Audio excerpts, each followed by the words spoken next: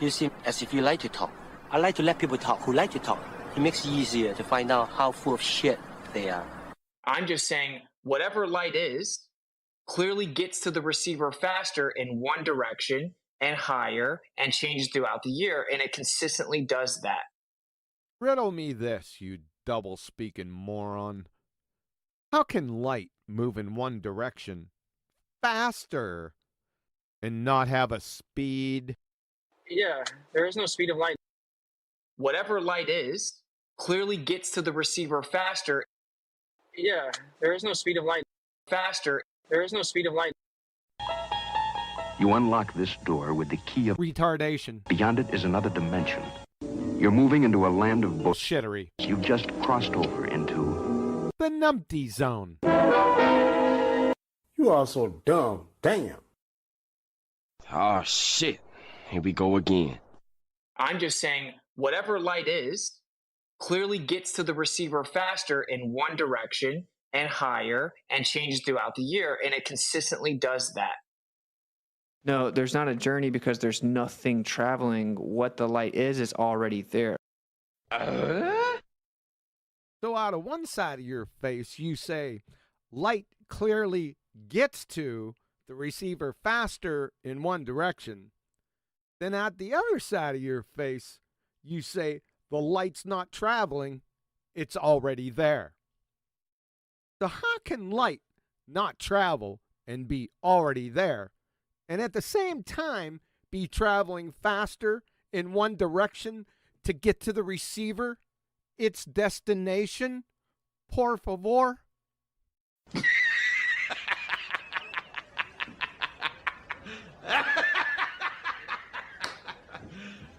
You serious? Let's put another shrimp on the barbie. So we have the respawn remedial retard, double speaking lion sewer rat, Shitsit 60, guns a-blazing out of the gate ether argument from FED episode 1702 from 8 months ago. Where we have electromagnetic waves that we can show, and either it has a medium that it's waving through, or it's waving through nothing, which is an asinine claim. So we have electromagnetic waves, which this moron thinks is light, waving through a something medium because they can't wave through nothing. Therefore, his something medium is ether. 10 days later, the wave is the medium.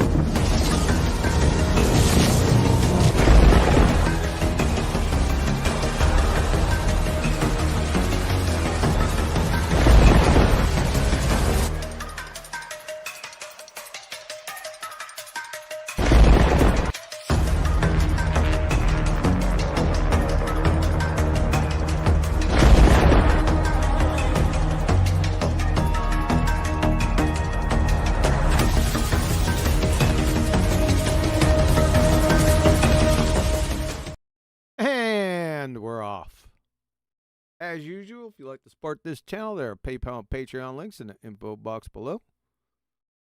Welcome to the show. We have the shape-shifting Mr. Magoo Ether Clown double-speaking lion Surat Shitsit 20 on display for everyone today. Merry Christmas. All right, let's take a look out of here before we get going. Nathan Oakley, where's my EFER spill? Nathan, you remember that?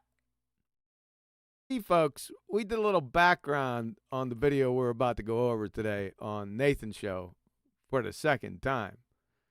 And we kind of rewound a little bit because I got this sent to me with a timestamp, and I really didn't much pay attention to the environment. I was just listening, you know, for the debate structure and what everyone was saying. And I wasn't really paying any attention to where this was at. But anyway, I digress. And then we we started like 5 minutes before where I'm going to start now, just to get a little flavor, set the scene, as it were. And it's quite troubling. But anyway, as we let it run, Nathan and Adam came up with their EFER spill. And I really liked it. And I said, Nathan, make sure he wrote it down. And he was supposed to send it to me. But guess what? Now he's disappeared. Where's my EFER spill, Nathan? Huh? Let me see. I'm going to pull up Skype. Stonewalling me. Yeah, you're stonewalling me. Yeah, you even looked at it. It's about time you finally looked at it. That has to be in the last 15 minutes. Leave me out here flopping in the wind. You better start typing. All right, I guess we ain't going to get the EFER spill. You probably have to listen to Nathan's show. Probably going to come out in next 2 days or so, and you'll see it in the after show. Oh, boy. Okay, let's see what we got here. Oh, got 39 people, 40 people already? Darn. Guess you guys want me to get going.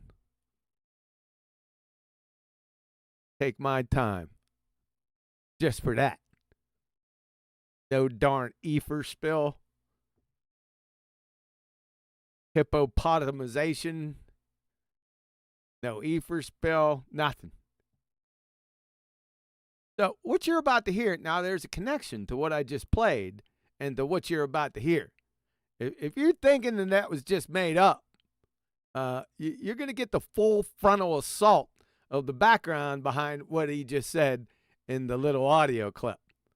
Because he's going to go into much greater depth, much greater hypocrisy and paradoxical doublespeak that you can handle on this particular topic. So get ready out there. You better have your therapist on speed dial with the special category, how to evaluate and discern doublespeak. You ain't going to need it. This is second grade retard doublespeak, man. You ain't going to believe it. But it's spoken with a straight face and with a little confidence, and no one's going to, raise their hand out. I got a question. Nothing, man. It just rambles into contradiction after paradox after contradictory paradox. Sometimes within the same breath. So you better get ready. Now, because he's going to talk like at 5,000 miles an hour, right? I'm going to have to stop this quite quickly. A lot. You know how it is. I'm just warning you. After the nonsense we went through today. Get ready. Nathan, where'd you go? Are you typing? I don't see you posting anymore. Yeah, you're not even in here. You better be busy typing that stuff up. Let me see if he's typed anything yet. Nope. Yeah, that's what I thought. Calling you out.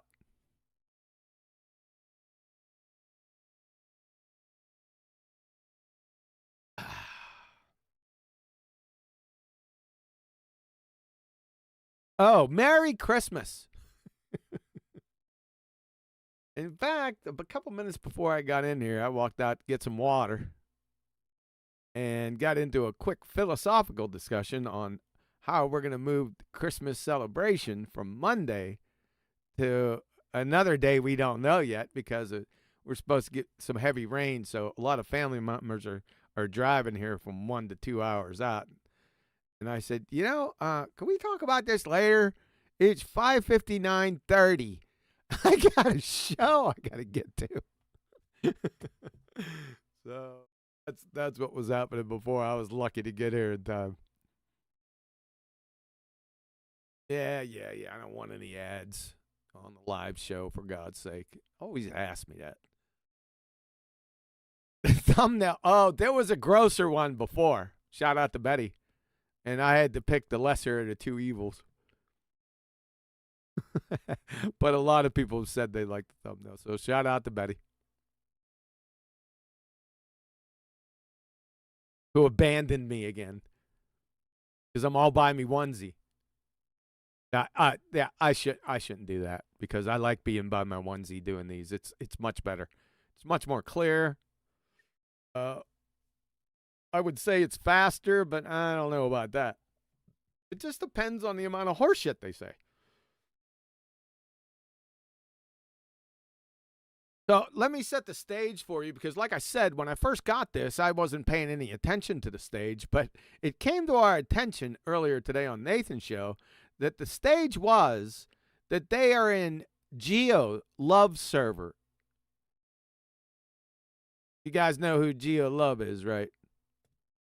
Yeah, he's a terrorist sympathizer from Earth Awakenings. He owns that server.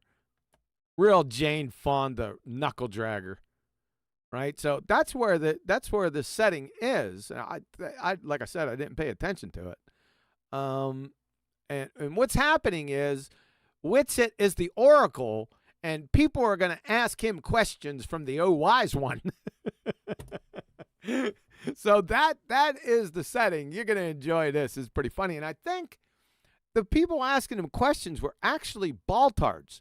So it's like Nathan said, and he brought it up too, because like I didn't pay any attention to it when I only listened to it like one time. But he more or less pointed out that this was quite shocking that the ballers were like acquiescing in a sense to EFER, right? It's very strange. I'll let you guys make the call. I don't know these ballers. I've never heard them before. But it's quite strange. I won't spend too much time on it because I'm going to be busy unpacking the paradoxical doublespeak. So just make a mental note of that. It's quite strange. But you just have to work through it. But yeah, it's pretty creepy. I don't even know what to call it. But they're in bed together anyway. The anti-flat earthers and the EFERites, and they're going to be clubbed over the head on Saturday's Ballbusters, man. Just clubbed incessantly. We're going to take both the anti-flat earthers and the EFERites just to the woodshed and beat them senselessly with their fairy tale downward bias nonsense. So stay tuned. Saturday Ballbusters. Don't miss it. That will be at 2 p.m. U.S. Central, 8 p.m. UK.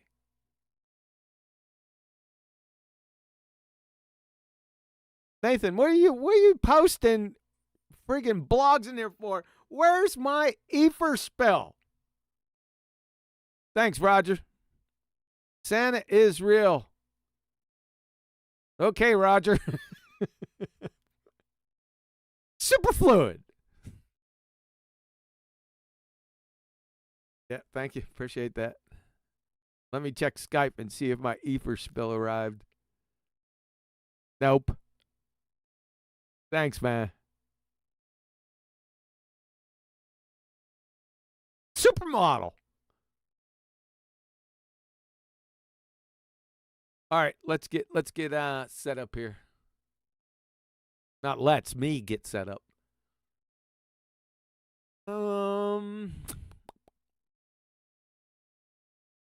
Make sure this is on screen, which it's not.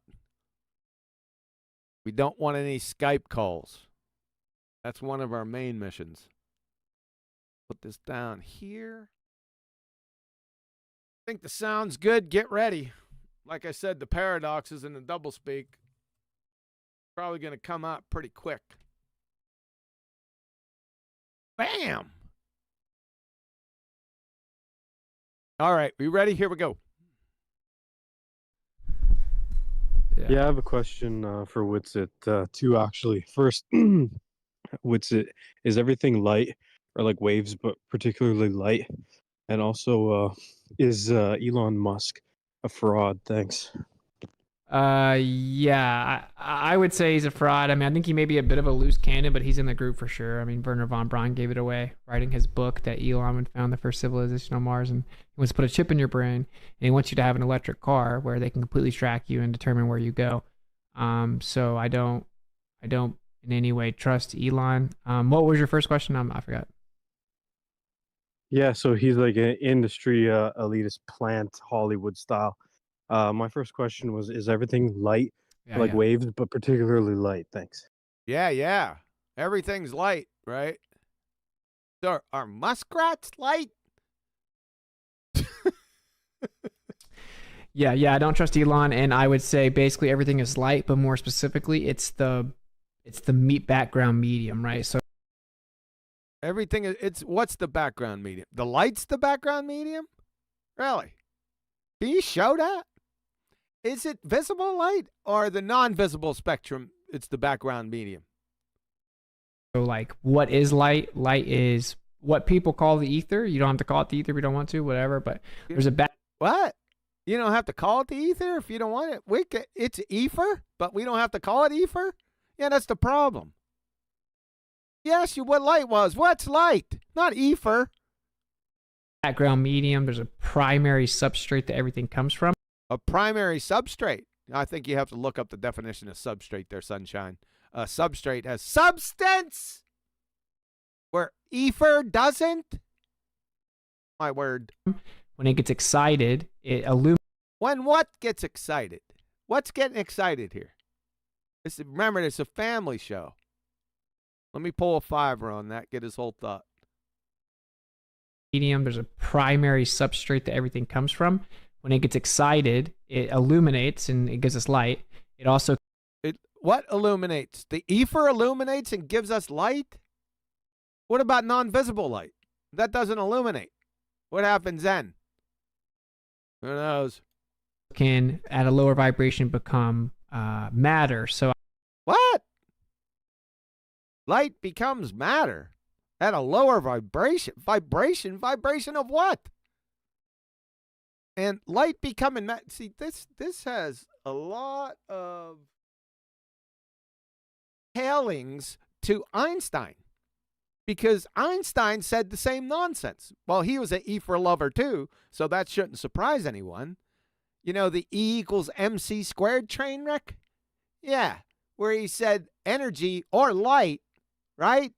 Because light is energy, right? Is matter too. Huh, that's interesting. So I would say, yeah, everything is a modality of light, specifically. Everything is a modality of light, folks. That's the ether also. So remember, mark that down. Everything is a modality of light. What the hell is a modality? I can't read chat, but you answer this for yourself. The phrase or the term doesn't apply in this genre at all. It's just they made it up. Modality. So everything is a modality of light, including ether. Okay? Remember that. The ether, matter would be condensed light. Like I said, matter is condensed light. Yeah. Yeah. Einsteinian ether lover. Yep, he said the same thing. And so in my assessment, everything is the same stuff, just in different versions. Everything is the same stuff. So are orangutans Brussels sprouts? Is that what you're saying? From the same stuff, sees? This is moronic. I mean, at a second grade retard level. That's an incredibly stupid comment. Or modalities, just like liquid, steam, and ice is all water. It's all water, liquid, steam, and ice. Yeah, they're different phases. Those are called phase transitions when it goes from one to the other. Yeah. Can you show me mercury, liquid, ice, and steam for us? Why are you going to water? Isn't water light? You said everything's light, so water must be light. Idiot. Water, right? But they're also different. So they're the same and they're different. It's just so they're the same and they're different. That's a law of non-contradiction violation. Different modalities. Yeah, I would say back to this modality nonsense. Did somebody look that up? Go look it up. It doesn't apply here. Idiot. everything's like that. And so what Tesla said was electricity. Who cares what Tesla said? He was in love with a pigeon. Who cares what? Now, if you got something that Tesla demonstrated, then that's another story. We treat that differently. Who cares what that numpty said? Do you have a citation with this? Can you provide any support for anything that's coming out of that blowhole of yours? Would like to see that. Electricity and magnetism is the ether thrown into motion. Ether thrown into motion? How can you throw a substanceless medium into motion? And who's throwing it? Did Tesla actually say that? I don't know. I'd like to see that citation. You're a mindless parrot here. It's nonsensical at a fundamental level. Static electricity is the ether under stress or strain. Static electricity is ether under stress and strain. Can you demonstrate that? And can you define each term that you just used? We want to know what each of those is. Static electricity, ether, more or less, the stress and the strain. Light would be a disturbance or excitation in the background. He would say light is nothing more than a sound wave. He would say, or did he say? Let's get a flavor for that again. Let's listen to that. Disturbance or excitation in the background. He would say light is nothing more than a sound wave in the ether. Is that light is nothing more than a sound. He would say light is nothing more than a sound wave in the ether. That's nonsensical gibberish, right? You got two category errors at best, and he would say that's kind of troubling. Are you like a divining necromancer? That might be redundant. You did a little necromancy here with that pigeon lover. This is getting pretty creepy. He would say. Unbelievable. No one caught that? Well, they're mainly ballers in here, I think. There's a couple people.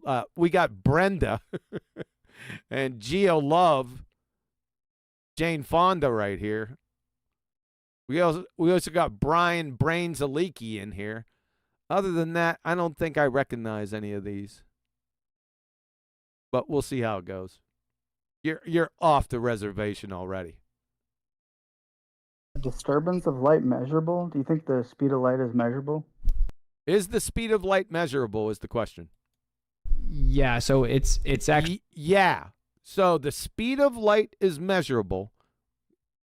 Take a mental note of that. Speed of light is measurable. actually a rate of induction, what we call C. It's a rate of induction. So rate is speed. So he just said the same damn thing. It has a speed and it's measurable. So we got that, right? Light has a speed and it's measurable. It's based on the permeability and permittivity of a vacuum. It comes from Maxwell's. What? Permeability and permittivity of a vacuum? Vacuums don't exist in nature. Let's pull a fiver. What we call C, that's based on the permeability and permittivity of a vacuum. It comes from Maxwell's equations. Maxwell was debunked over 105 years ago, along with his equations. And equations aren't physics. He was back there debunked with Newton and Einstein. Those three bozos, that's where they were debunked back there.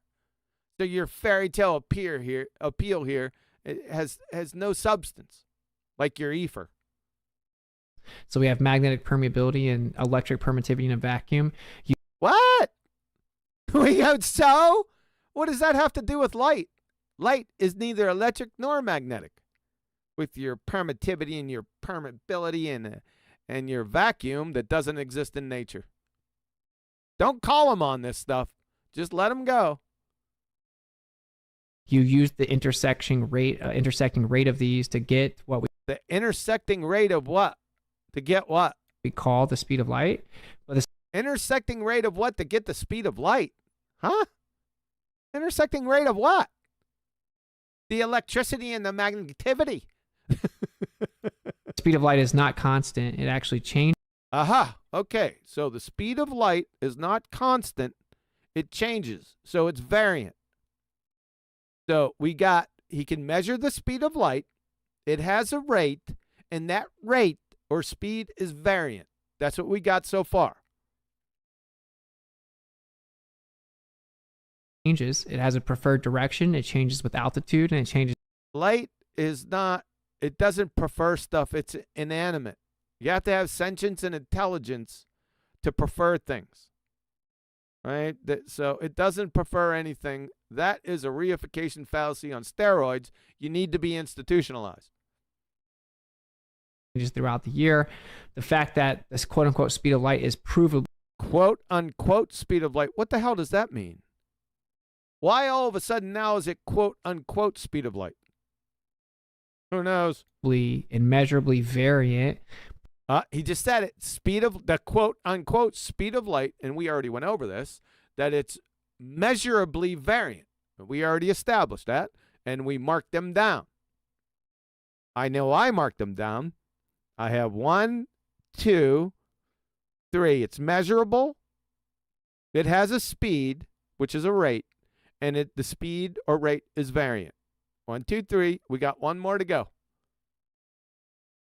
Proves that it is not what the mainstream claims it is. Well, do you think it's measurable? Who's the mainstream?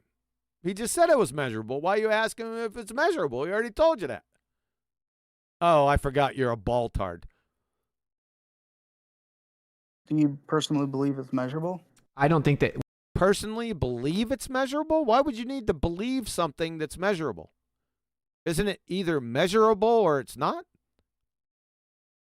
Maybe? Perhaps. Well, we've never measured the one-way quote-unquote speed of light. But now we never measured the one-way speed. You said that the speed of light was measured, but we've never measured the one-way speed of light. Wonder where you got that from. Kiwi. Yeah. And what else did he say? Let's pull a fiber. Personally believe it's measurable? I don't think that, well, we've never measured the one-way quote-unquote speed of light. Oh, he said the quote-unquote speed of light. He never measured it, but yeah, but he said it was measured. We've only measured the quote-unquote two-way. Now we got the quote-unquote two-way.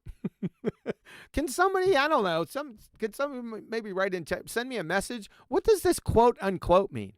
Who is he quoting and unquoting? What does that, what is he doing? Who knows? And it changes. But yes, you can measure the rate at which it illuminates. You can measure the rate at which it illuminates. What about non-visible light that doesn't illuminate? Can you measure that? Idiot. So most people lose me on this phrase, but most people lose you on what phrase? The speed of light is actually just the quantified rate of perception. It's the rate of perception, man. It's the rate of can we get a citation with that? From any, I'll take it from anyone at this point. It's the rate of perception. What's the units of measure? Is it in seconds, like imagination in seconds? Unbelievable. He's just making shit up. No one's going to call him on it. No one ever does, except me. My word. Illumination. Isn't the speed of light very important for the Michelson-Morley experiment? Sorry, I just want... Michelson or Morley never performed a scientific experiment in their lives.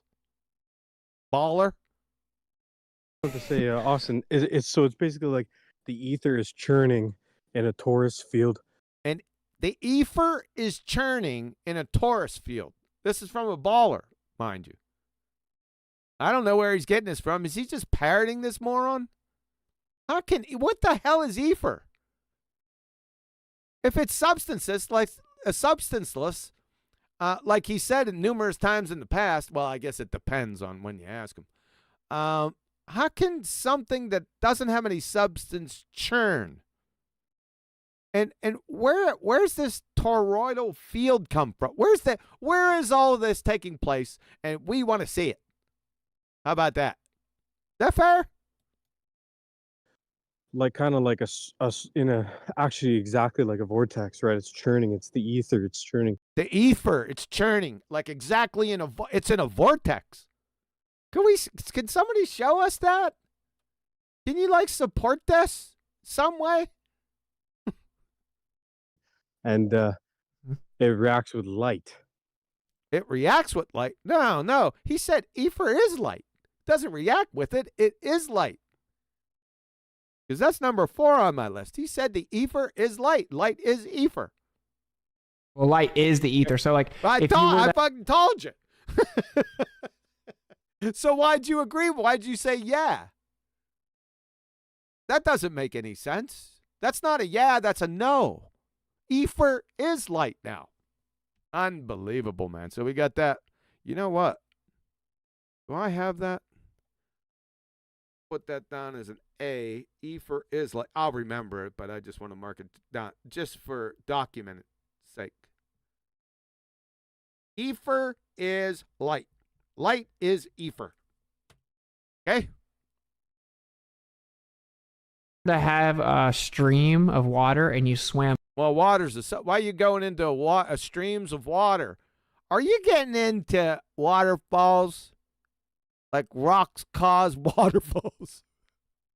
From your boyfriend, Jaren? Is that where you're going? With it, you could go faster than if you swim against it, right? So the light, the ether, or the light. The light or the ether or the light or the ether or the light, okay? Is it going faster? Is going to light up faster. It's going to light up. The light's going to light up faster. What if it's non-visible light? Light's going to light up faster, geez. The direction of motion, because it's just an excitation, a perturbation, a disturbance.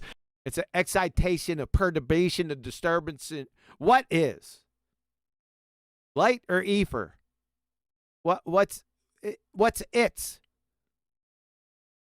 Is it important for the Michelson-Morley? Yes, Michelson, he was going to say experiment, but he stopped himself. Good move. Yeah, isn't important for the Michelson-Morley? Is what important? I can't even remember the question. Use the assumed speed of light. If you actually... Whoa. No. You said that the speed of light is measurable. I don't think you know what the term assumed means. So he just contradicted himself again. Right? There's gonna be loads of them. They're gonna be uncountable. Don't worry about it. We'll get through it. We'll work our way through it. So that's a dumbass statement. Actually read the paper and then read Michelson-Gale-Pearson, you would read that both Edward Morley made it very clear that the entire objective of the test was to see what the velocity of light. What the proper velocity of light is, what the propagation of light is, and the velocity. So we got the speed and the propagation. Guess what propagation means? Travel. So what we got so far, he said that he can measure the speed of light. Not he, but it could be measured. That light has a speed, obviously, if you can measure it. That it travels. That's propagation, and that speed is variant. That means it has different speeds. That's what we got so far that he said so far. Remember that. It was, right? Was it invariant or variant? And what they showed was that obviously the propagation rate of light. Propagation rate, that's a travel time of light. So we got it again. Travel time of light. Is variant because there was no motion. Again, it's variant.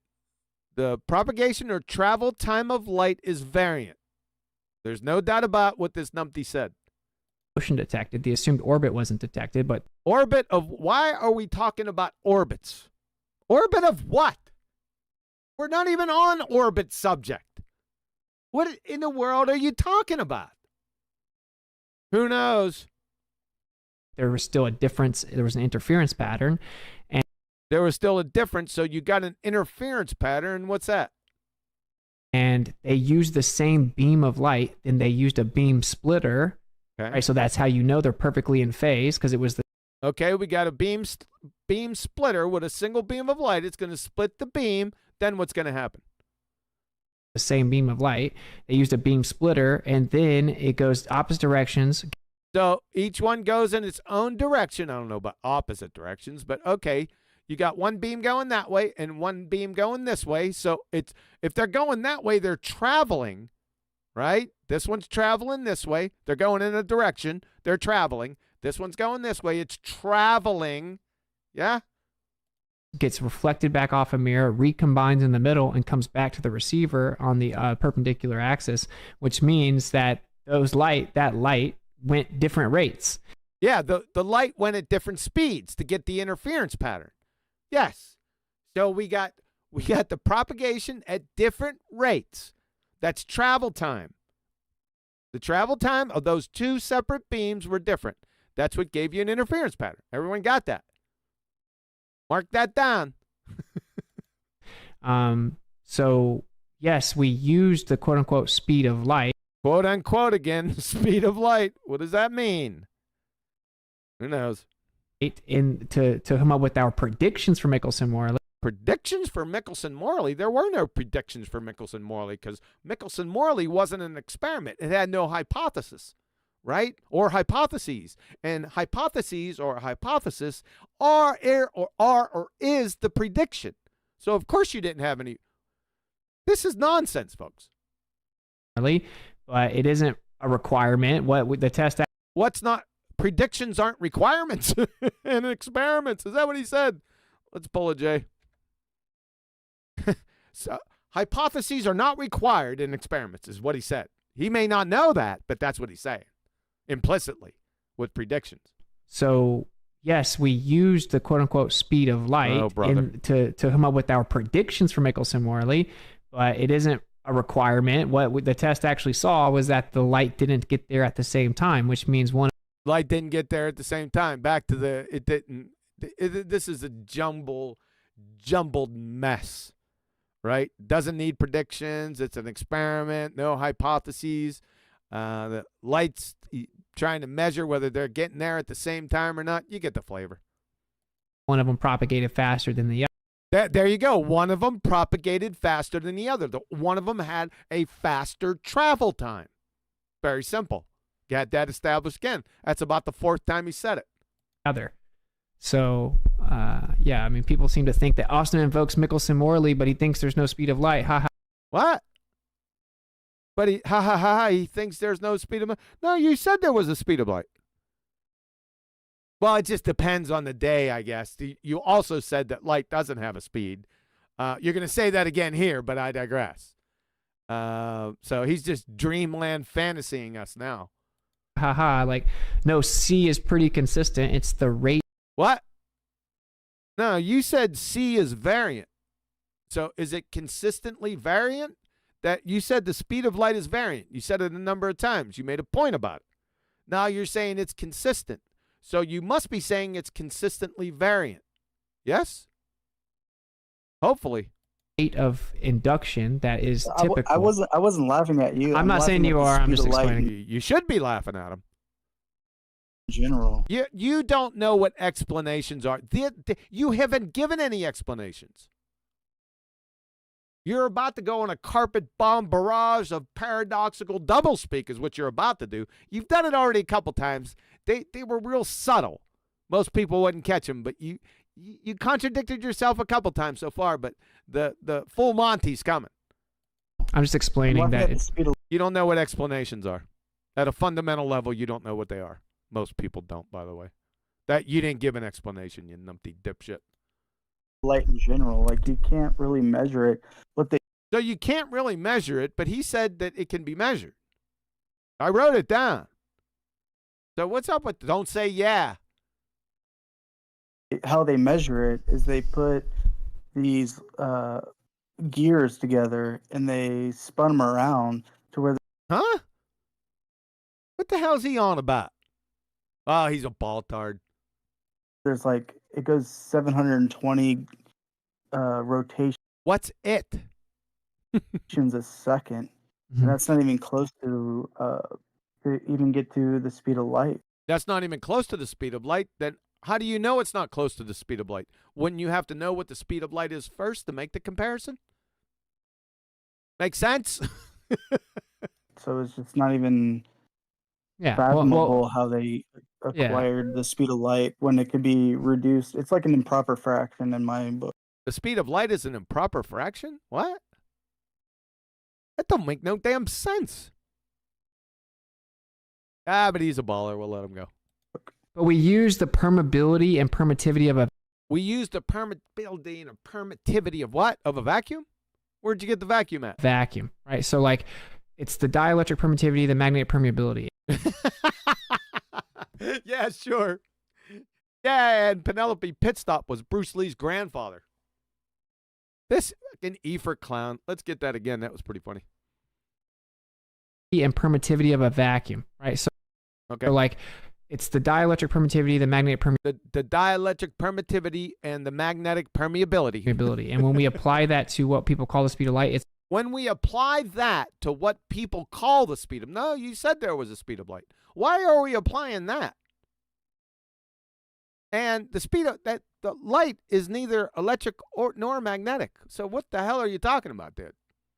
Can you support any of this? By the way, no, I don't think so. It's pretty consistent. It's a very useful thing. It's to such an extent we can use laser rangefinders, using the. Yeah, I use a laser rangefinder.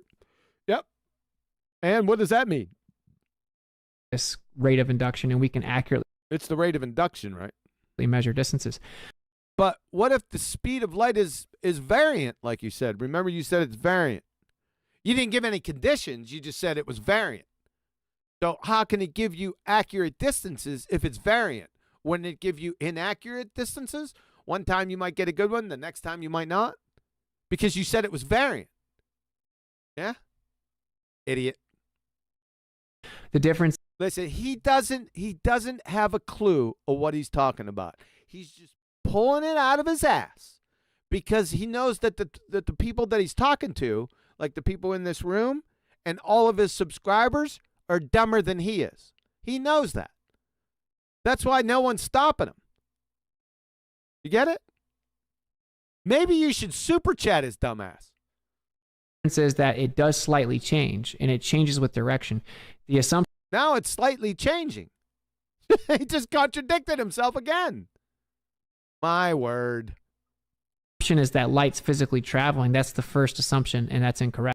So he just said that light's physically traveling is an assumption, and that's incorrect, when he just told us 7 times that light travels, it propagates. Remember in the Michelson-Morley train wreck? So there's the pie in the face contradiction. It's a paradoxical contradiction. Let's pull a J. Listen to him again. I wrote it down. Light travels, it propagates.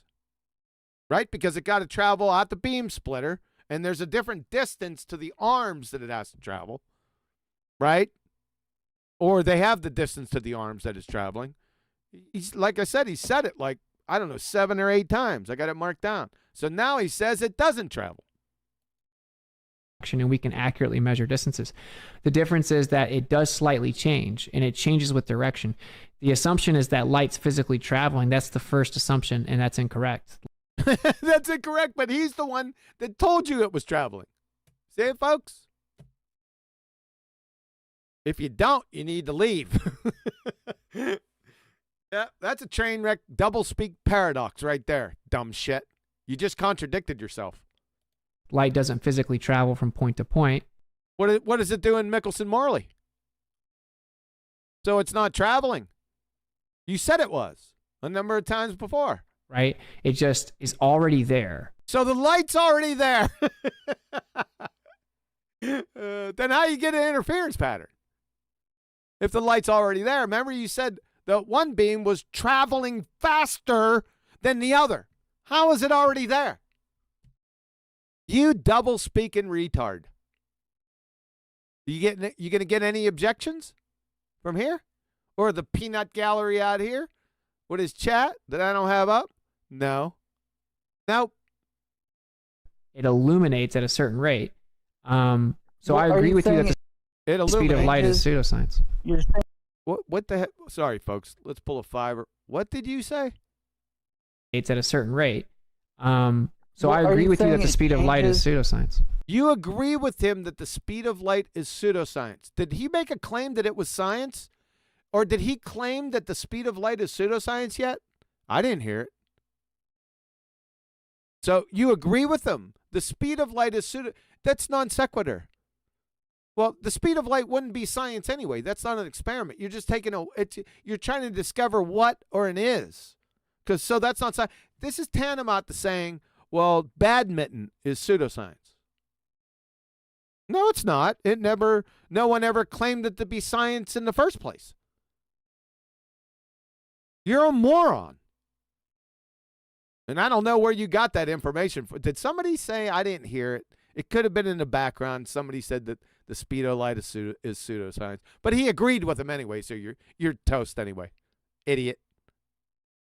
You're saying it changes due to direction or atmosphere or elevation, but do you know that, or are you just assuming it, or hypothetically using your intellectual mind? And hypothetically using your intellectual mind?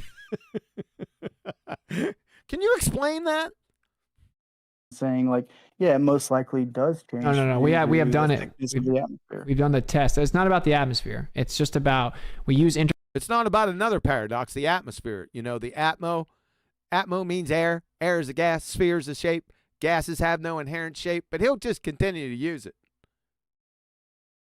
Unbelievable. Interferometry, which is the most precise measurement method that we know about. Oh, really? Interferometry is. So I want you to tell me how much Brian weighs with an interferometer. You said it's a measuring device, right? What's the units to measure there? How much does Brian weigh?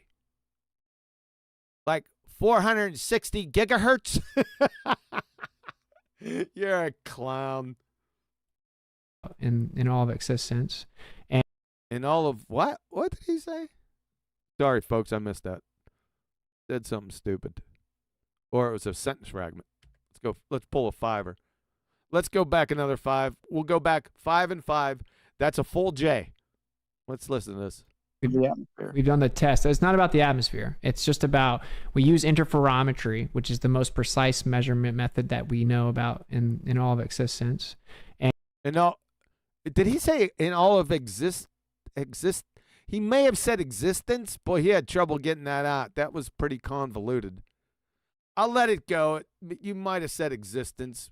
Fucking speak up, dude. Shit. And when the light propagates faster in a what? The light propagates faster. Here we go. He's going to contradict himself again. The light's going to propagate faster. That means its travel time is faster.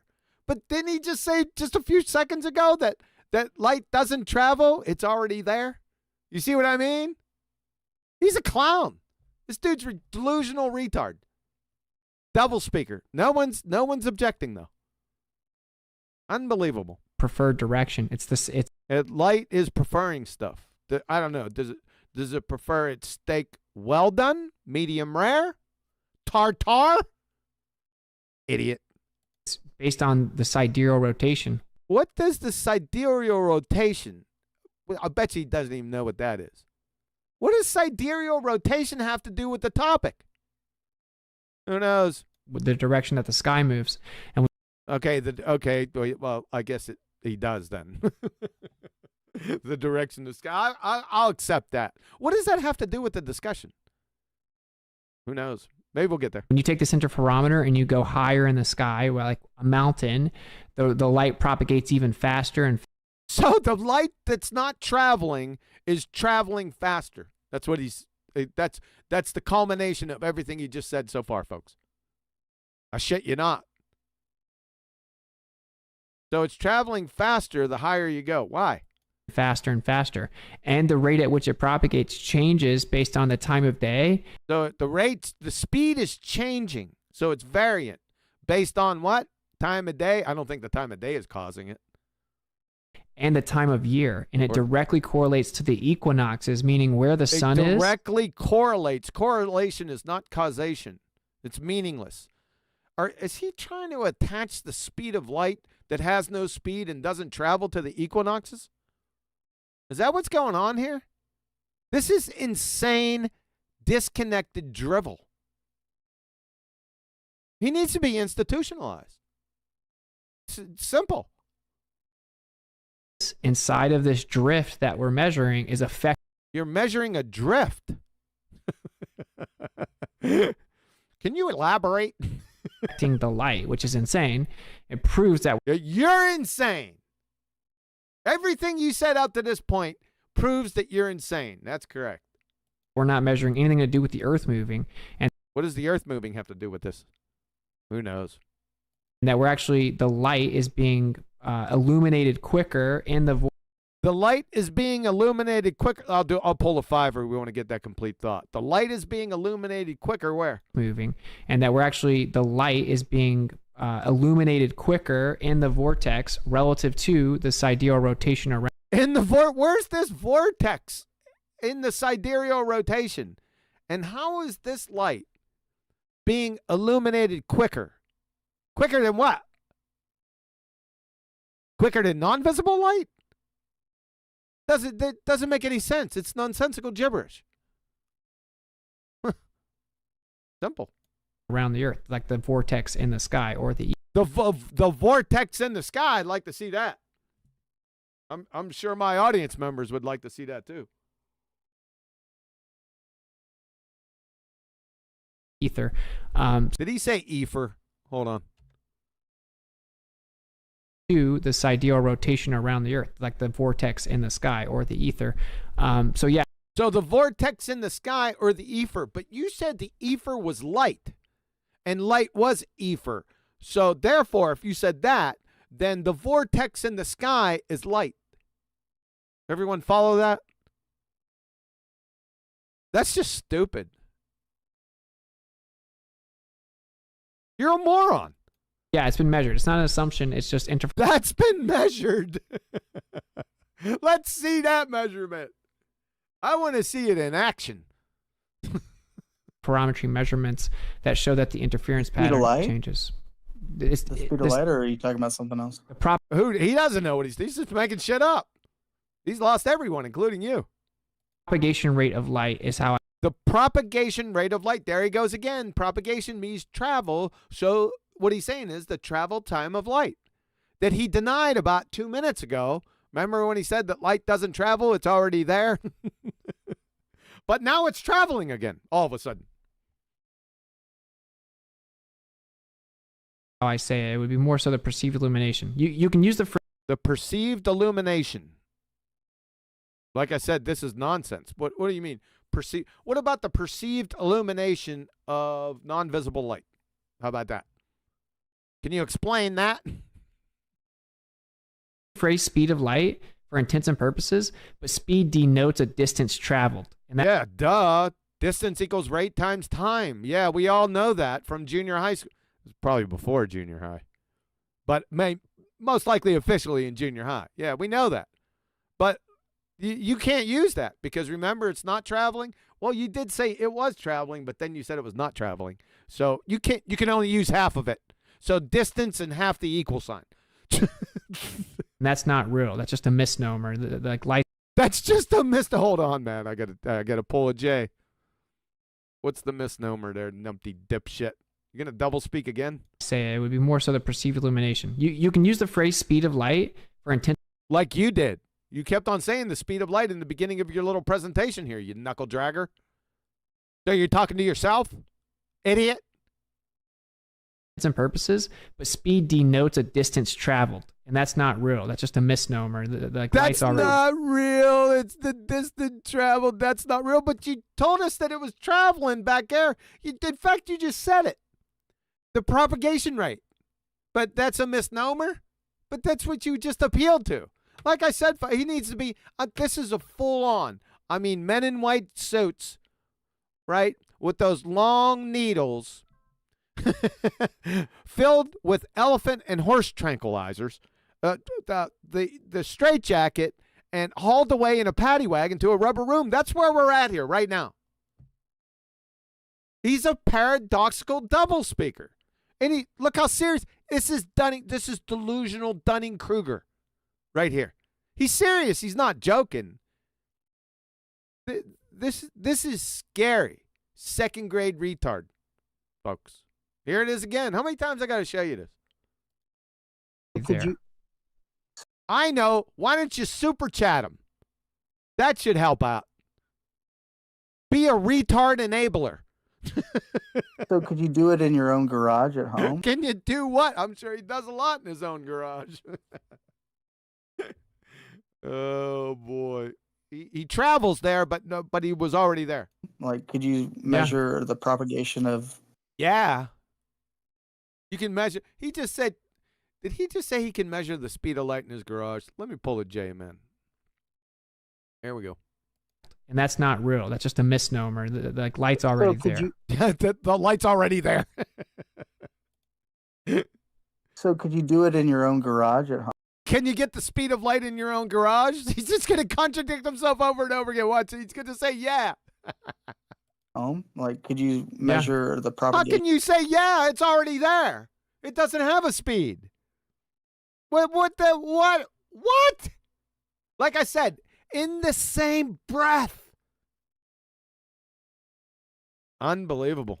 Of Yeah, you're gonna have to have a precise interferometer, but just do they make imprecise interferometers? So we are planning on replicating this with planning on replicating what? What are you replicating? Who knows? University quality interferometry. University quality interferometry. Well, interferometry itself is a concept. You use an interferometer to measure. So you're using college interferometry? Really? It doesn't, grammatically it doesn't make sense. He doesn't know what he's talking about. He's just making shit up. And extreme funding and you're going to need extreme funding. Yep, I got it now. Yeah, you are. Because you're the scammer. Among the two other scammers, we already identified you with your Maru paywall horse shit. Yep. Yep, we already identified you. Extreme funding. Documentation, so yeah. Is that extreme documentation too? What are they even doing? Who knows? You didn't say. I guess it's an it. Stay tuned. I mean, we're going to stay tuned, all right. It's been done by Dayton Miller hundreds of thousands of times. What's been done by Dayton Miller hundreds of thousands of times? What? What's it? Replicated in 2004 with linear interferometer by Wen. Linear interferometer? Is there a non-linear interferometer? And it's done in 2004? What is? We don't even know what he's talking about. Who knows?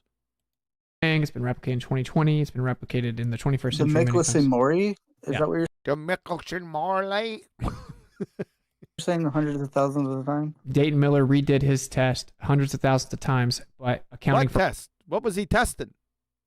What was the measurement and what was he testing? We know it wasn't an experiment.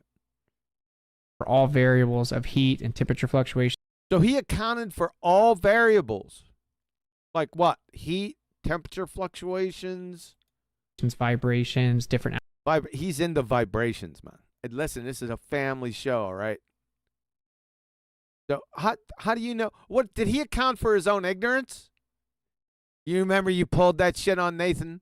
Not you, but your boyfriend did. That treasonous, treacherous traitor, Hanoi Jaren.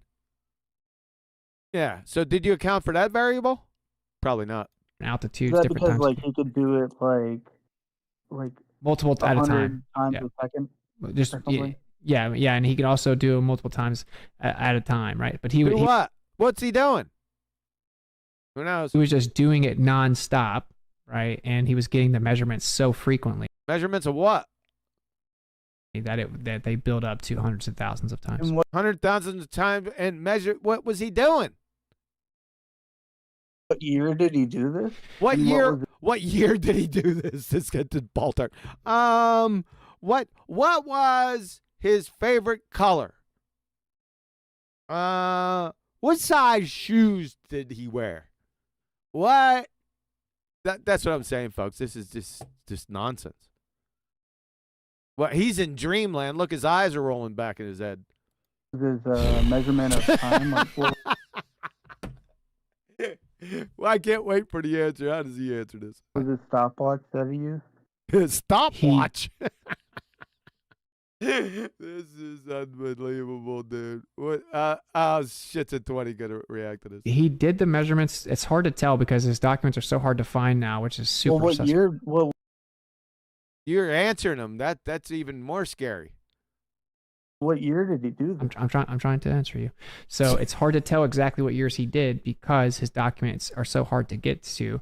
But it's like 19. I think we came up with about 1915 to like roughly 1930. I mean, maybe longer than that, right? I mean, but we know for sure. If you asked how many bats he had in his belfry, it'd be more relevant. To like the hundreds of thousands of a second. Yeah, because we're using light, bro. We're using light. He's using light, bro. You know that light that has a speed that doesn't have a rate, and that it travels but it's not moving anywhere. That it's always there. You know that light, bro. That's how we're making such precise measurements. That's how they're making such precise measurements. Using light, and we're using the same beam of light, and then we're splitting it. Oh, we're going to the beam splitter again.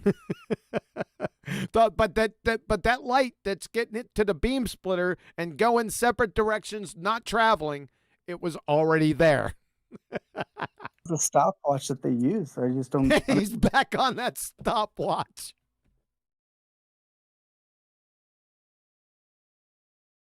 Tell you what, this is pretty funny, man. Let's keep going. They don't have to use a stopwatch. They don't have to use a stopwatch, bro. They know the distance of the arms. No stopwatch, bro. They know the distance of the arms? Yeah? Go on. They're taking the propagation rate of light. The travel time of light that you denied?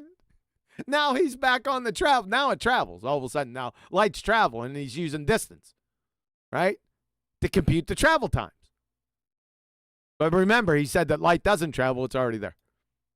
And they're measuring the interference pattern, the phase shift, the separation. The phase shift, though. So what causes that? Would it be the different travel times? That's not traveling because it was already there. Of the light. That's all they're doing. They're measuring the phase shift. They're measuring a phase shift that's brought on by the different travel times. That doesn't travel, that's already there. Taking a stopwatch out there. Switch? Wouldn't like the stop and start switch need to travel faster than light to actually acquire the? Wouldn't the stop and start switch travel faster? What? He's a baller. We have mercy on him. We're not here for that for him.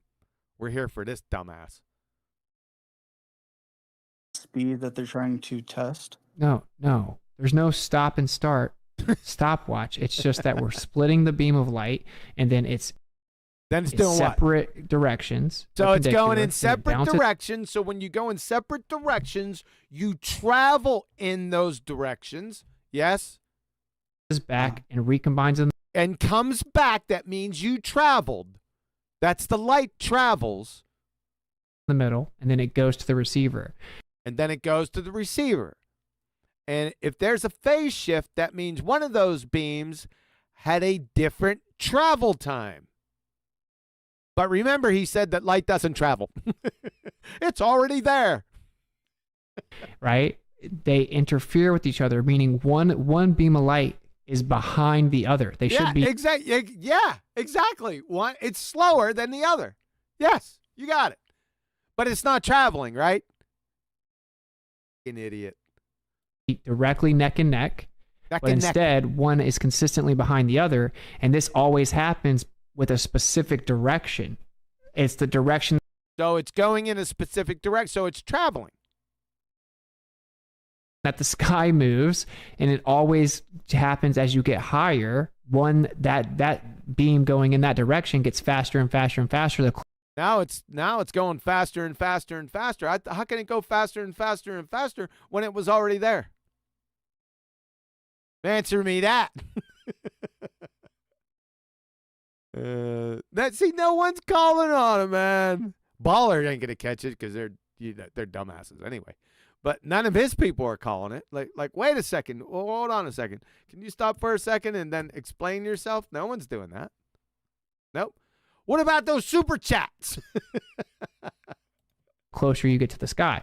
So it can't be random. It can't be instrumental error. Like there's some real effect happening that the light gets to the receiver faster.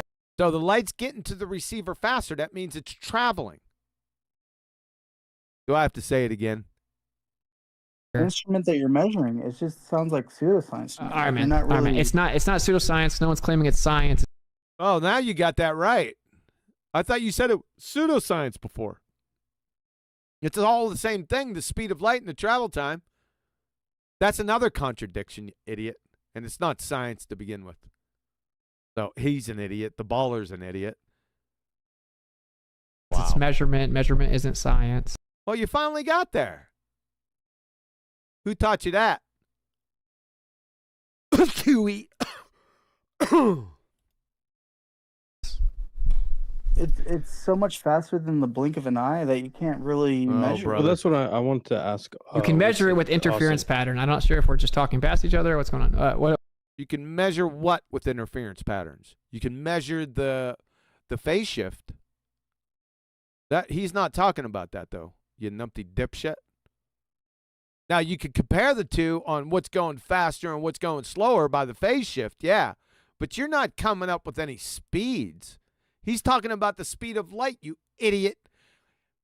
What on earth, dude? Can't you keep up? He brought the subject up. Goodness, you glue-sniffing fungus muncher. Unbelievable.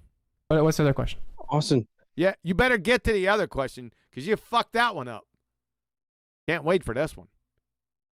How does the propagation of light relate to the concept of cold? And first, how does the let me, Jay, Your Honor. So, this guy asked him, how does the propagation of light correspond to the concept of cold? Something to that effect. I'm paraphrasing, but you got it. So, how does the travel time of light relate to the concept of cold? I'm not making this stuff up, folks. I'm telling you, he's going to say it. Here we go. See if he gives a serious answer. You can measure it with interference pattern. I'm not sure if we're just talking past each other or what's going on. What's the other question? Austin, how does the propagation of light relate to the concept of cold? And there you go. There it was. How does the travel time of light relate to the concept of cold? There you go, folks. Let's see what that is one of the stupidest things I ever heard. Let's see if he deals with this as a serious question. What was that? I'm going to write this down so we don't get lost. So, how does the concept of the travel time of light? No, he didn't say concept. How does the travel time of light? I'm pulling a J. I want to make sure it's right. I want to ask. You can measure it with interference pattern. I'm not sure if we're just talking past each other or what's going on. What's the other question? Austin, how does the propagation of light relate? How does the travel time of light? How does the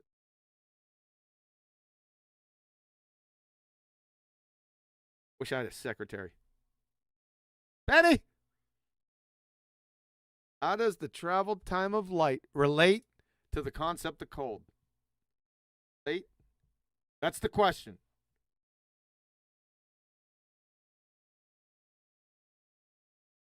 Cold. That's pretty darn funny, man. I'm going to have to give him that's some pretty non sequitur shit right there, but let's see if he answers it. Relate to the concept of cold. And first off, what comes first? The concept of cold or the propagation of light in the ether? Which comes first? Oh my God. The color yellow or the Declaration of Independence? That's some stupid shit, man. No wonder he's a baller.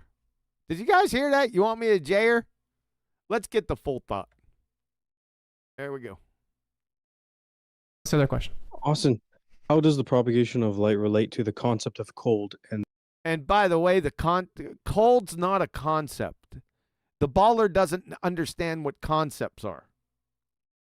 It's like heat is not a concept either. Concepts are not physical, right? You can feel cold and hotness. That makes it not conceptual. You dumbass cracker. Didn't you? Are you going to catch him on this? And first off, what comes first? The concept of cold or the propagation of light in the ether? Oh, yeah. I'm sorry, folks. Which comes first, the concept of cold or the light propagating, traveling through ether.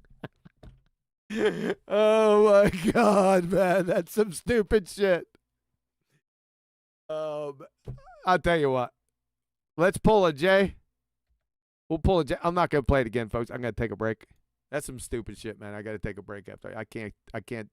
It's going too long. Oh, we got some super chat, super fluids. Damn, all the chat is going like 1,000 miles. I can't read all that stuff, dudes.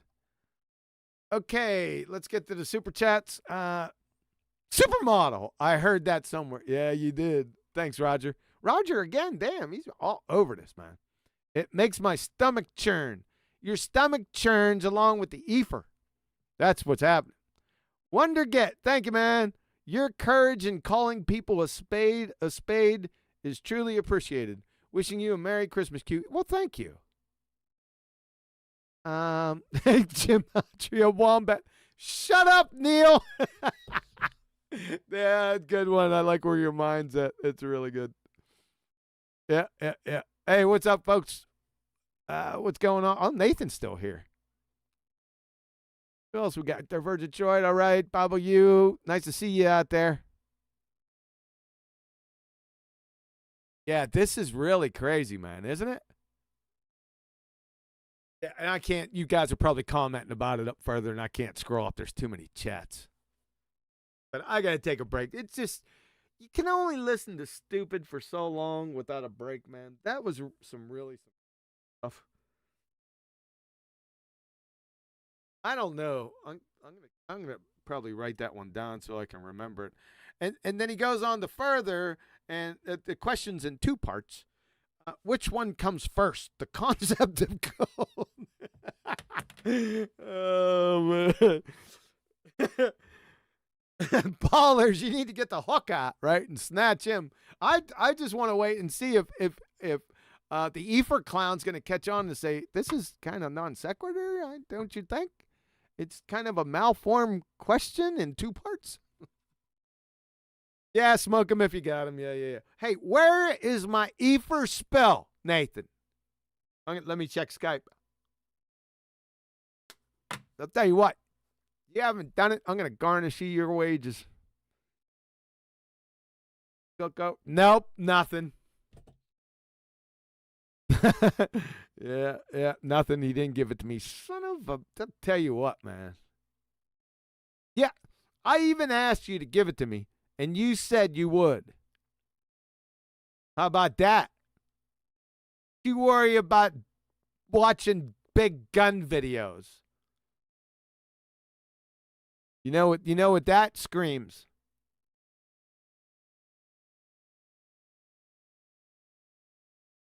Uh-oh, I think I deleted that one.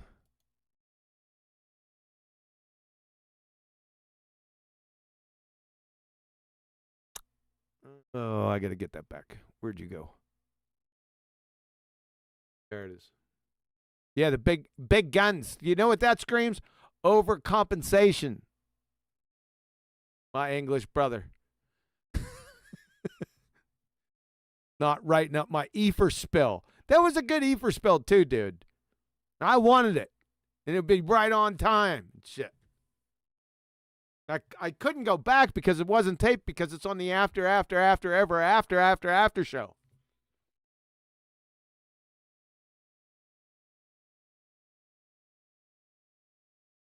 All right, give me a minute. I can go get some water and then we'll roll back into it.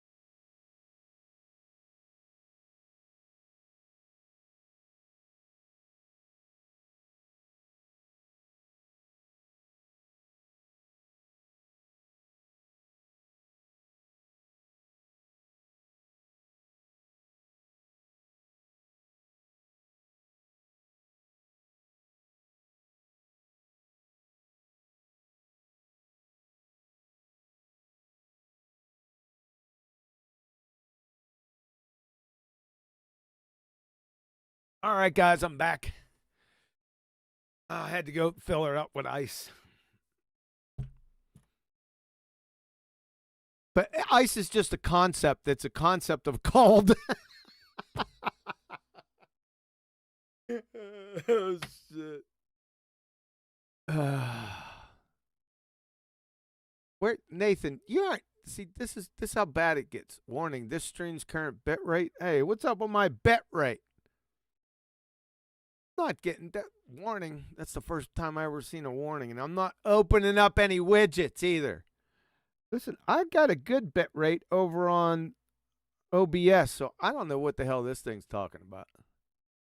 Are you guys hearing me 5x5? Give me a thumbs up if everything's rolling right. Get that darn warning off my screen. I ain't got any drop frames. I'm green all down the line in OBS. So this has to be a YouTube issue. Give me a thumbs up, guys. Is it good or is it a train wreck? Widget. Give me a thumbs up. Thumbs up or a thumbs down. Is this good? Loud and clear. Thanks, Arwen. Appreciate it. Yeah. So that's just that they're trying to provoke me is what they're trying to do. I can tell. All right, let's get back to this. Let me make sure I got this back up here. I have a tendency to do that. There you go. Everything's golden, and I have it confirmed. Over to the other side. I pulled the J, so we're going to get right back into it. Austin, how does the propagation of light relate to the concept of cold? And first off, what comes first, the concept of cold or the propagation of light in the ether? Is this like a sequence in time or something? What the hell is he going to say? That's some stupid shit, folks. But yeah, how does the propagation of light relate to the concept of cold? I don't know. That's a good question, man. You think that's a good question? He thinks it's a good question, for God's sake. Oh, man, you can't make this shit up. I don't know, dude. I don't know. A pretender clown is seriously lowballing your dumbass. My word. That's a good question. First of all, it was two questions. And they were both epic train wrecks. Rolling down the mountain. Snowballing dumpster fires. Oh, man. All right, I'm sorry. Sorry about that, folks. I digress. Because, I mean, heat and cold are both concepts. As Heat and cold are both concepts. I'll tell you what, start a bonfire and sit your ass down in there and then talk to me about heat. How heat's a concept. Oh my God, that's so stupid. This is from a grown adult. Did that bald-tard Jedi mind trick you with the cold concept? What? Look, his eyes are rolling back in his head. He thinks heat's a concept. Oh, my God. So I guess we got to go with that. You need to give a definition of the difference between nouns and verbs, number one.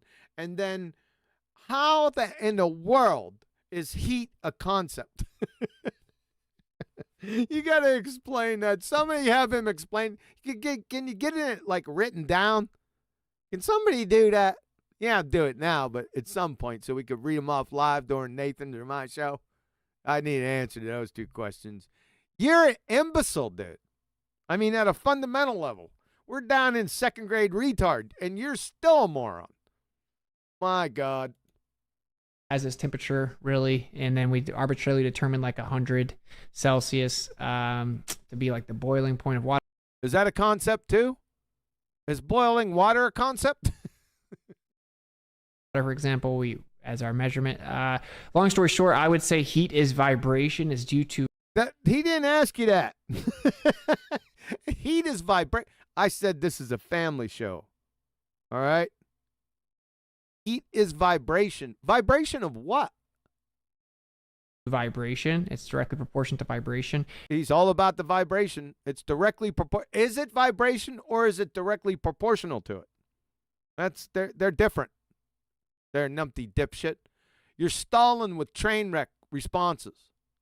And that wasn't his question. I wrote his question down. That's not his question. How does the travel time of light relate to the concept of cold, was his question. I don't know what the hell you're answering. Must be some kind of shit you made up in your head. That's still stupid, by the way. And then cold would be the slowing down of said vibration because everything is vibrating. Everything is vibrating, really. He's on this vibration. Everything is vibrating. Number one, this is a family show. Number two, I have a pen. It's sitting on my desk right here. That sumbitch isn't vibrating.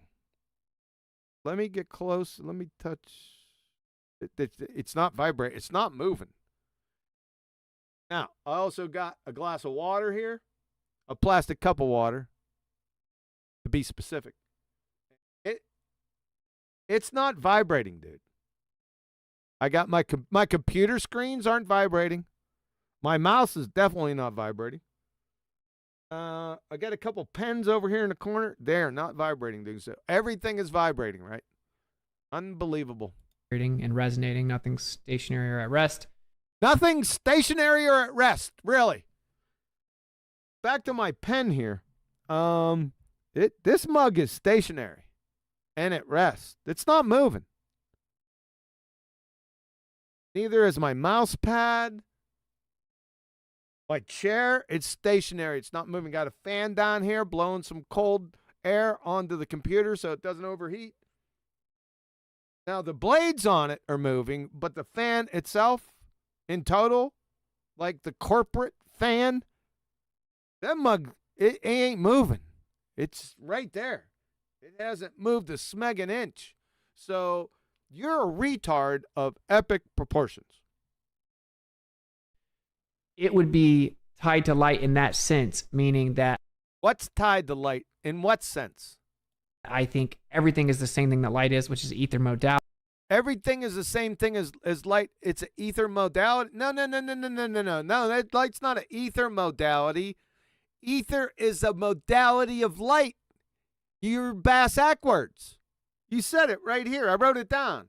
Everything is a modality of light, including ether. So I wrote that shit down. You said it bass-ackwards. So, again, that's contradictory. Shocking. Right, so matter would be condensed light, or you could say matter is condensed light, the same thing that EFER lover Einstein said. So these guys are Einstein lovers, man. Cold because it's not vibrating as much, it's slowing down. So cold's not vibrating. What's vibrating? So in that sense, right, like the slower the vibration, the further away from what we call light, right? The slower the vibration, the further away of what we call light. That doesn't make any sense. What the hell does that even mean? Let me pull a J. What the hell is he talking about?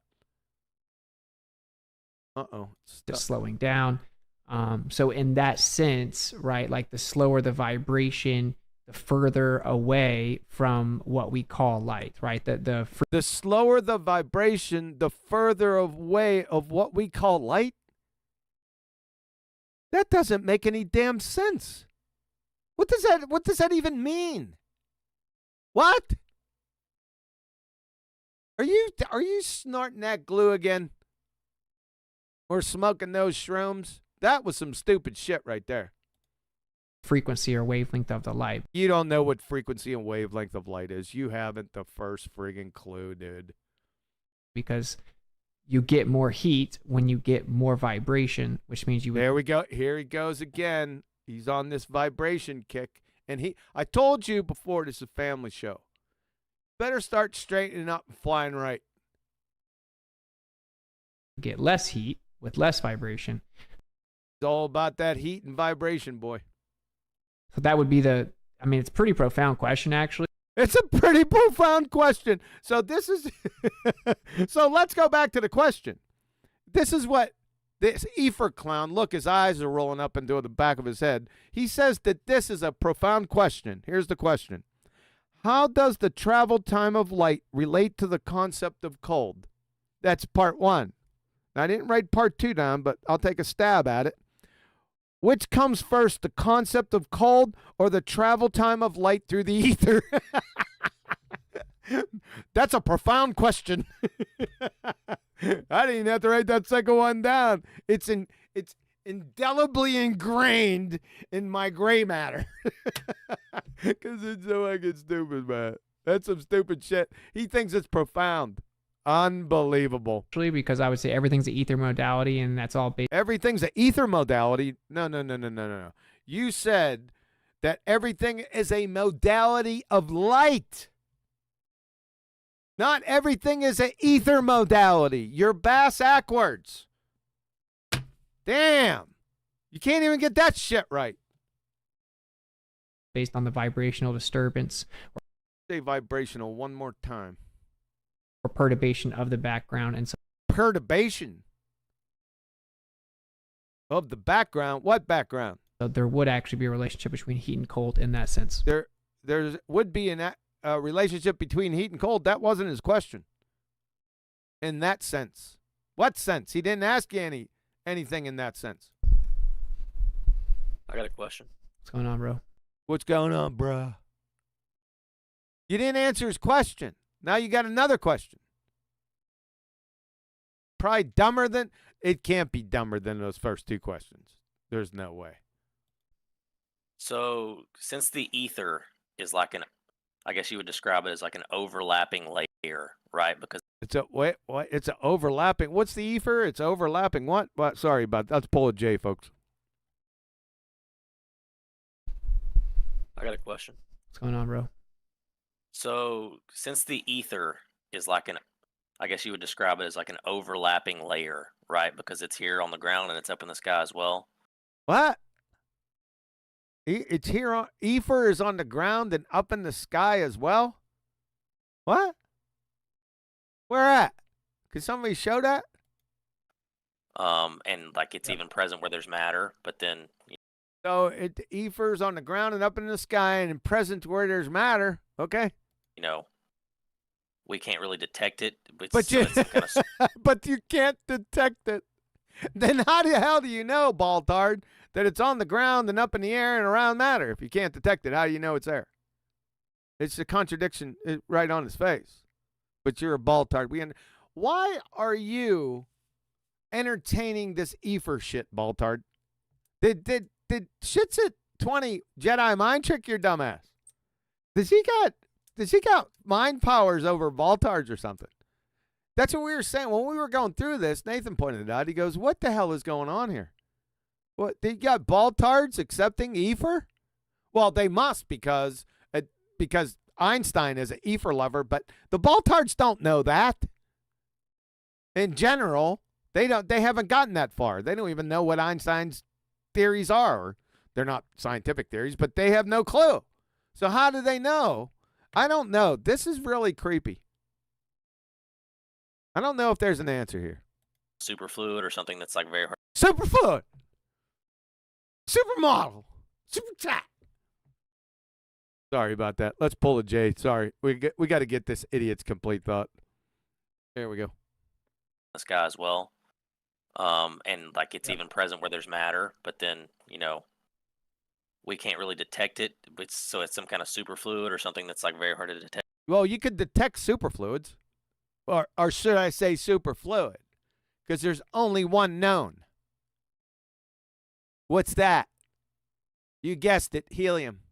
But like experiments that we've done show that you haven't done any experiments, and you wouldn't do an experiment trying to identify the existence of something. Experiments follow natural science and the scientific method. The scientific method only adjudicates natural cause and effect relationships. Those are how, why questions, not what is existence questions, you numpty dipshit. That we know that there's an ether. So my question is... That's stupid. A mirror. Do you have some? So all that, and then he goes to a mirror. Wait a second, folks. This might be dumber than the last one. Let's pull a fiver. Let's get this whole question. So my question is, a mirror. Do you have some theory for like a unique concept or a unique interaction of mirrors with the ethers? Do you have some type of theory or concept with EFER's interaction with mirrors? Let me write that down.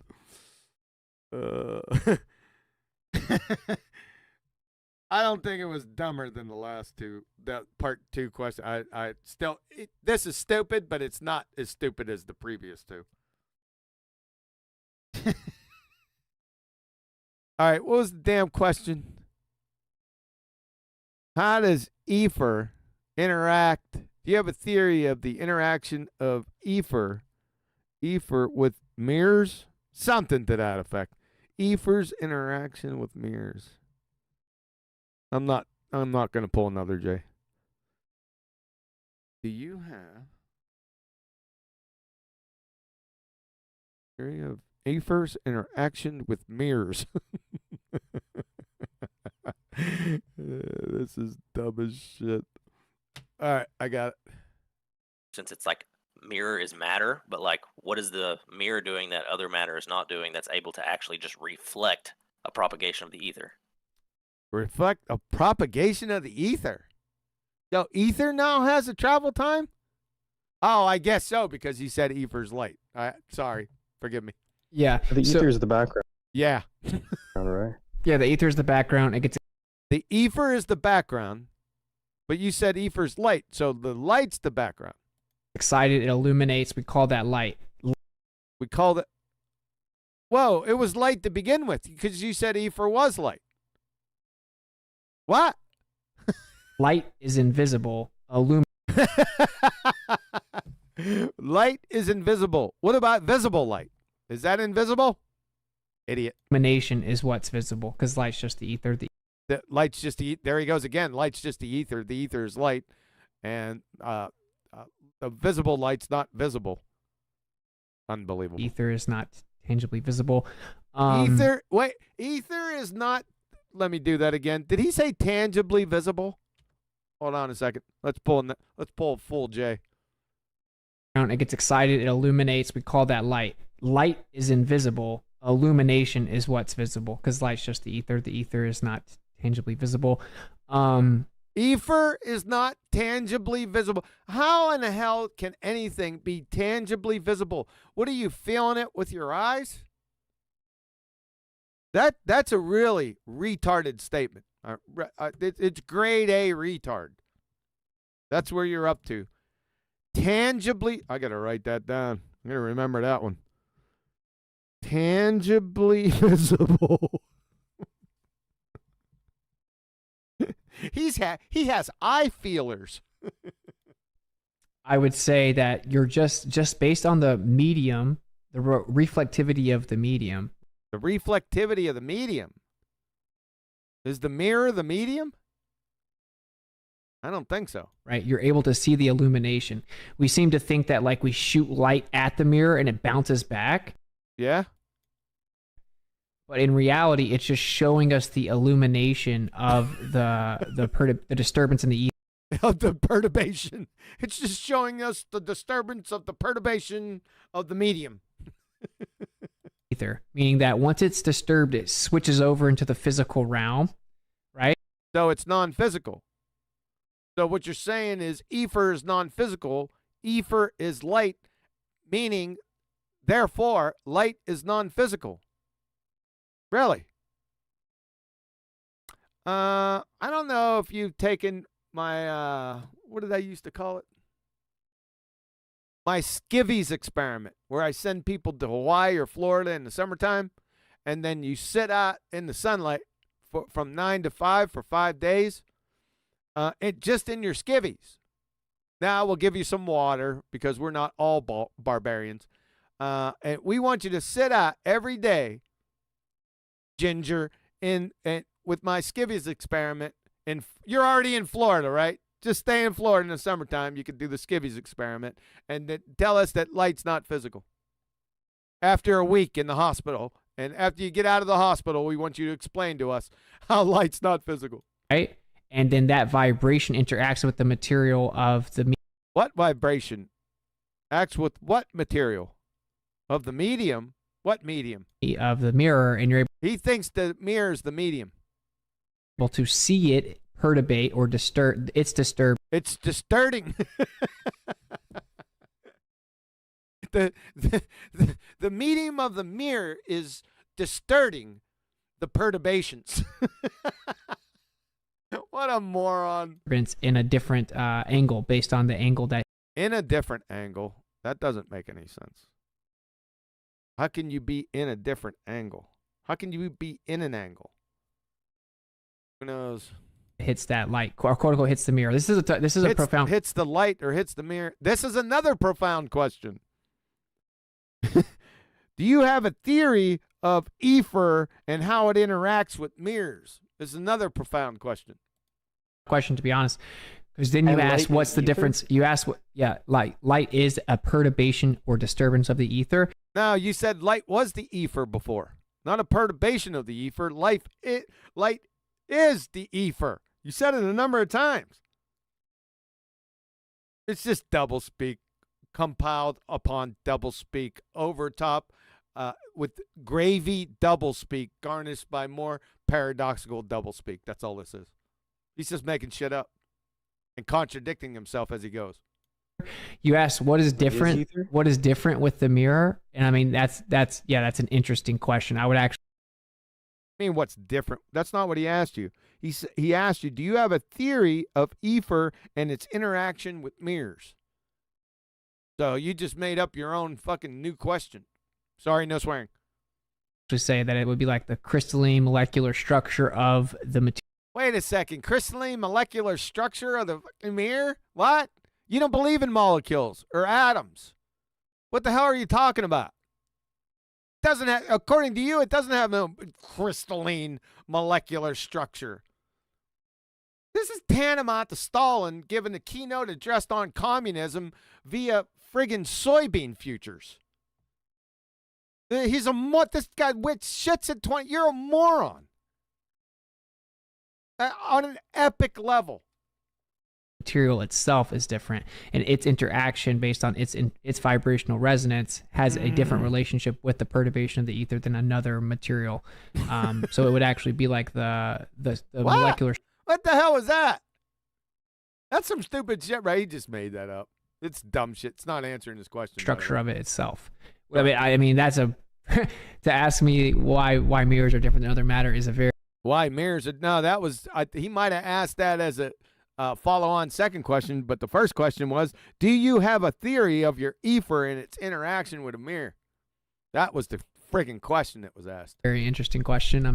I'm sure. Yeah, well, you bypassed the main question, and you stuck to that idiot question. Claim to know the definitive answer, but that would be my speculation. But your speculation, thanks. That's what we wanted. We all wanted to come here and listen to you, the retard double speaker of the ages, the shape-shifting Mr. Magoo's speculations. That's why we come here. Light does not physically travel. We just think it does. So right out of the blue, unsolicited, now light doesn't physically travel. After he stated greater than at least 15 times, 7 that I counted, but he mentioned it more along the way, that light propagates and it has different travel times. Like in Mickelson Morley to get the phase shift. Yeah? Now, unsolicited, right out of the blue, light doesn't travel anymore. It's already there. Listen to him. This guy is a total moron. Answer, but that would be my speculation. But light does not physically travel. We just think it does. We just think it does. Because we see it light up or illuminate. We see it light up and illuminate, folks. What about non-visible light? At a certain rate, and so it's somewhat reasonable for at a certain speed, but it doesn't have a speed and it doesn't travel because it's already there. For like us with our caveman minds and our no, because of you with your fuckwit mind, you know, the double speaking paradox. No swearing. That double speaking paradox mind of yours. not caveman. Our clipboards to try to count it and think it's traveling, but you said it was traveling. Oh, like 15 times, over the last 45 minutes. Now it's not traveling. It's not. It's already there. It just gets. It's not. It's already there. Just gets perturbated by the vibrations of the Maxwellizations. Excited. So hopefully that was satisfactory. That is a pretty. Oh yeah, that was totally satisfactory. Tough question. But someone else said something. Did he say it was a profound question again? I'm not going back. Yeah, no, I think because. Yeah, no. It's kind of like, how do you get light, right? And light is a sort of. How do you get light? It's kind of like that. How do you get light? I don't know, spark something up. Shit, the spark itself is light. I guess this might be another profound question. Concept that translates differently. You think light's a concept? Broadly. And it's almost like. It's a concept broadly. Well, thanks for the specificity. What, in a combustion sense, right? Well, there you go. In a combustion sense, there you go. Now you're on. Is that conceptual? Is combustion a concept? Thing has to be burning, and like you said, the excitation of the matter, like the glowing. No, he didn't say excitation of the matter. He was talking about something vibrating in the EFERs. Particles. Particles. Uh-oh. The moving particles. It just all gets. It's interesting, right? Because what are molecules? What are particles? Molecules are made up of atoms, and the molecules are held together by electrostatics. Duh.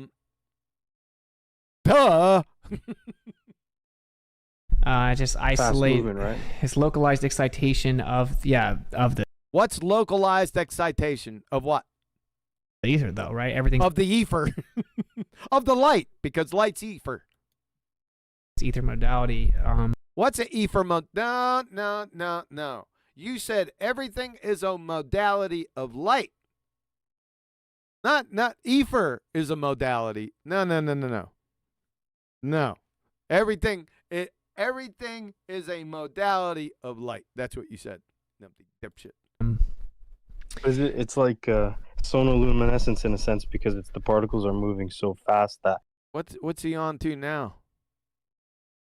I can't even remember the question. Did he ask a question? It's like they're scraping they're moving so fast in the ether, and I suppose that you got a baller state, and then you got particles moving so fast in the ether. Unbelievable. He Jedi mind tricked these guys, man. Unless they're trolling them. That could be possible. Getting them to speak and stuff on the topic, that they're not smart enough to do that, though. I can't roll it out because this is pretty creepy. I suppose that causes a sort of vibrational excitation that we perceive. Vibrational excitation. These guys are all about the vibrations, man. Well, of what? Yeah, I don't really believe in particles per se. Per se. He doesn't believe in particles per se. Yeah, right. Yeah, but then he wheels out one of his number one proofs of his downward bias with a Van der Graaf generator, which is a particle accelerator. But he doesn't believe in particles per se.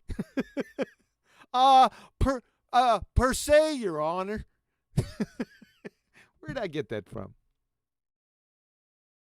Right, that's Eddie Murphy. Eddie Murphy did that. Right? I digress. Other than the phenomenon is real, but... Well, I'm seeing actually like heated particles. Particles aren't real, but the phenomena is real? Huh? Is that what he's... I think that's what he said. Let's go. Let's pull it, Jay. Vibrational excitation that we perceive. Yeah, I don't really believe in particles per se, other than the phenomenon is real, but... Well, other than that's what he said. He doesn't believe in particles other than the phenomena is real. What?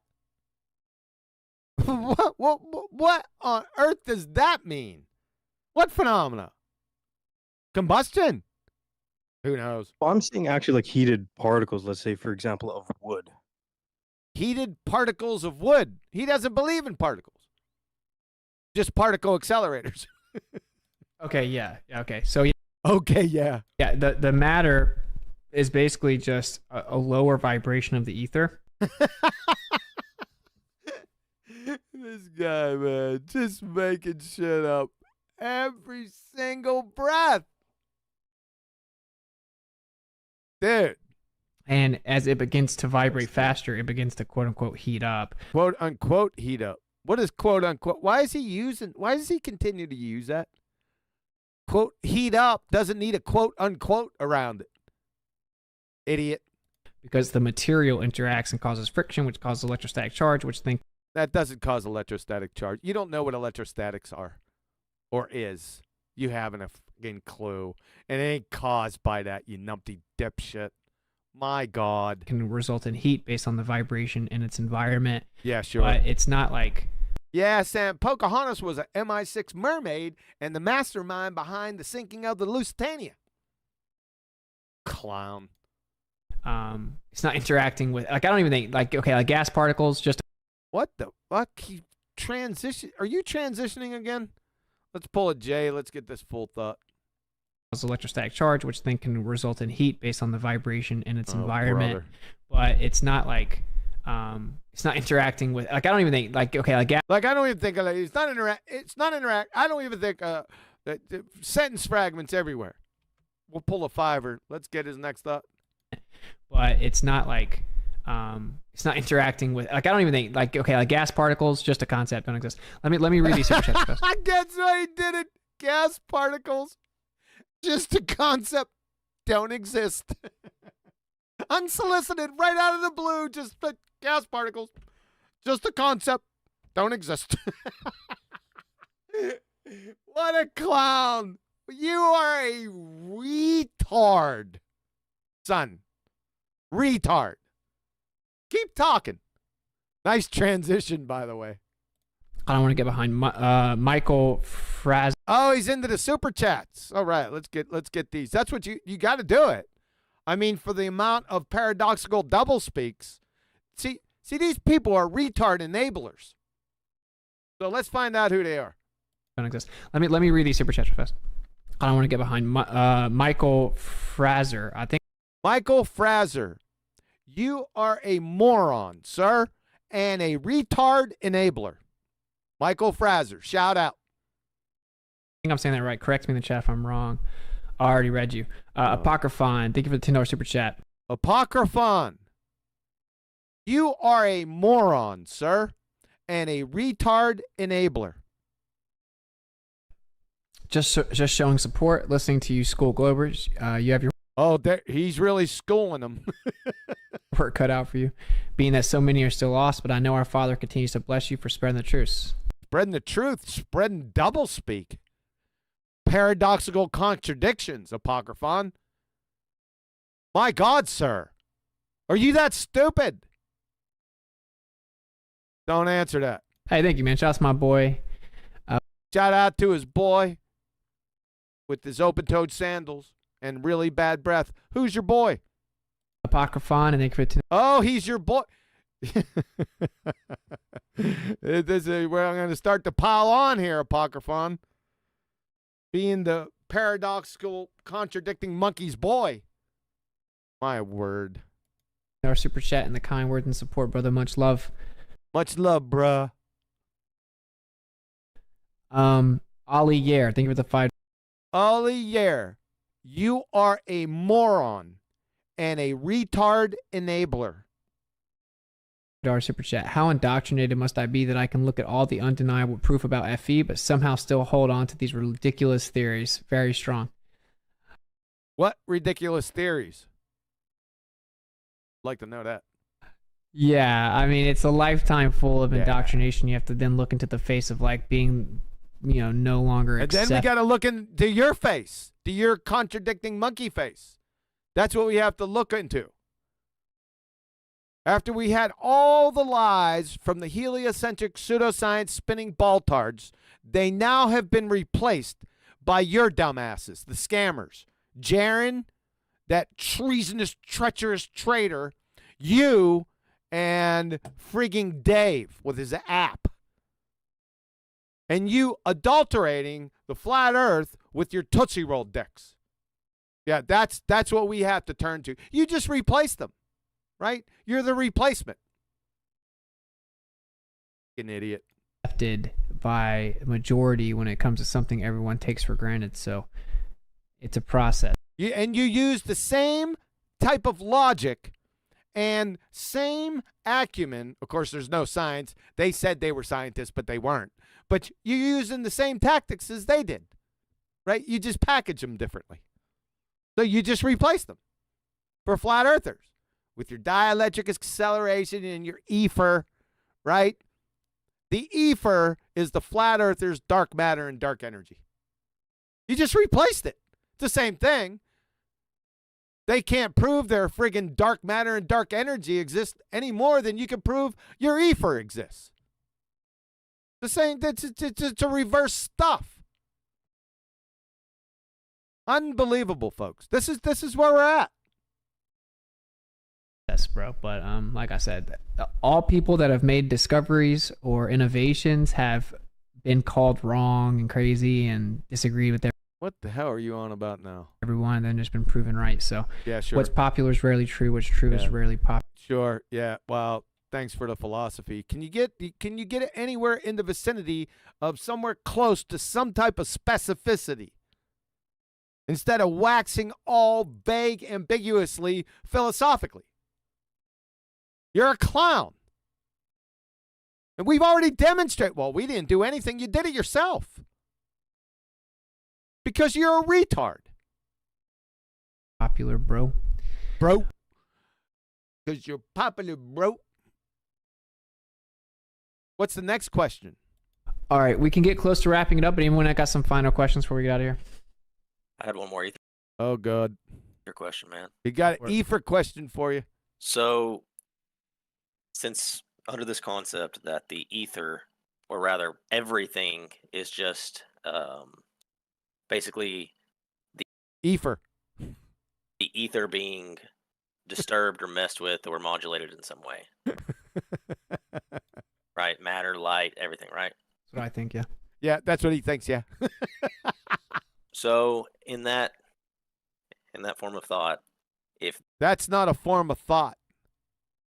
That's a train wreck of incoherency and just second grade retard. Second grade retards are over in the corner belly laughing. That's how bad this is. the ether being excited, can it make What's EFER? And how do you excite EFER? both light and also matter? No, it can't make light because the EFER is light. He told you that earlier. Look at him. Uh-oh. He'll sidestep that shit. Something materially different about the fact that matter is, matter, right? That's profound. Matter is matter. Okay. Would you say that maybe matter, I guess it's a two-part question. Would you say part one that maybe the matter would be like the ether being able to hold its form? EFER being able to hold form. It's non-physical. Or it's light. Take them both. So you think matter is a form of light? Or both? I don't know, man. This is getting fucking stupid. Like in that particular excited state or that particular frequency or that particular charge, whatever it is. Charge, that's frequency, directing what? This, ether to change into matter. Whereas EFER changes into matter. I have never heard that before. Anyone hear that before? EFER changes into matter? Huh. New on me. Let's see what he says. other forms of propagation of energy through the ether Propagation? You mean traveling? don't hold that form permanently, such as light or heat or whatever it may be. And so they're kind of like, a flash in a pan that dissipates, whereas matter is like constant. Yeah. This is what I would say. Individualized Yeah. wavelengths. This is what I would say, right? So Tesla said that electrostatics are Who cares what Tesla said? Electrostatics or what? static electricity is the ether under stress or strain, meaning that there's I think he just convoluted static electricity and electrostatics. 1 second. Let's pull a J. There we go. Like constant. Yeah. This is what I Conscious would say. individualized wavelengths. This is what I would say, right? So Tesla said that electrostatics or static electricity is the ether under. Yeah. He thinks static electricity and electrostatics are the same thing. You can't make this up, folks. He's a moron. He's an imbecile. Just flat out. We all knew that. We all used to laugh at him. I don't think he ever came out and said it like that. But now that he did, you're an imbecile. We already knew that we knew that you thought that.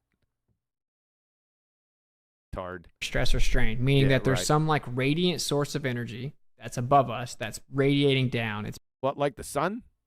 Basically pressing down, right? Pressing. I don't know about pressing down, but there's something that's radiating from above us during the daytime.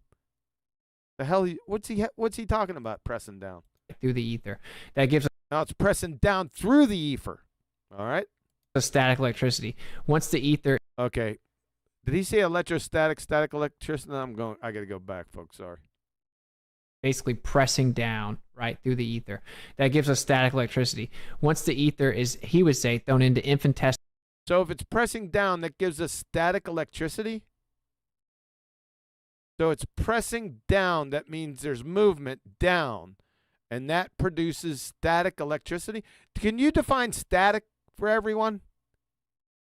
And then moving down? What the hell is he even on about? Decimal prodigious worlds of velocity. What? I got to pull up fiber on that. Electricity. Once the ether is, he would say, thrown into infinitesimal prodigious whirls of velocity. Infinitesimal prodigious whirls of velocity? What? That prodigious is not a word. Prodigious is a word. Prodigious is not a word. And did he say worlds or whirls of velocity? If he said whirls of velocity, it's accelerating.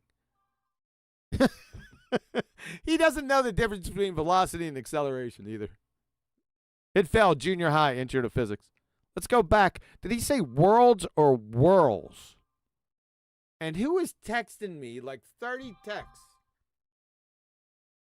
Hold on a second, folks.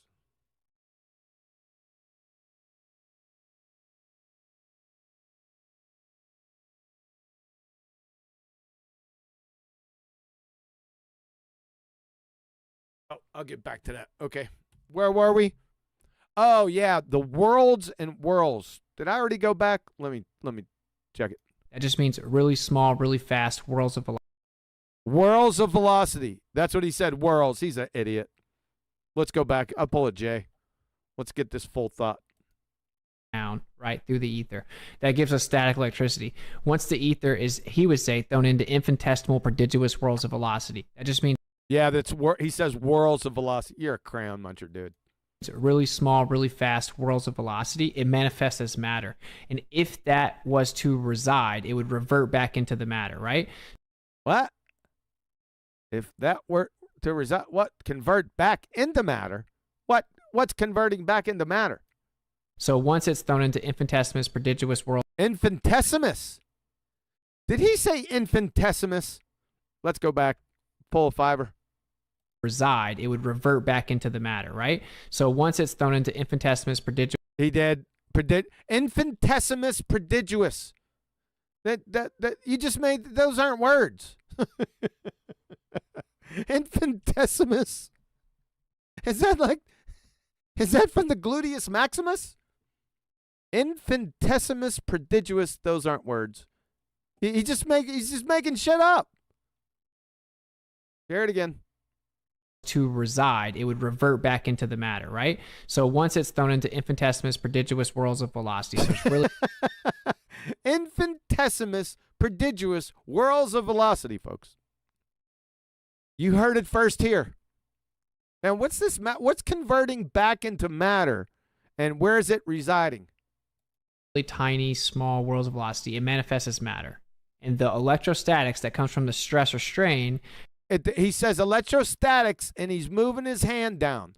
You need to define statics for us, because they're not moving down, because static holds that matter together. So it's actually the stress. It holds matter together. It's hard to even follow him right now. If I don't even know where. I don't know where he came from or where he's going. Stress pressing down that keeps the matter, right? It's because. Did he say gas pressing down? Sorry.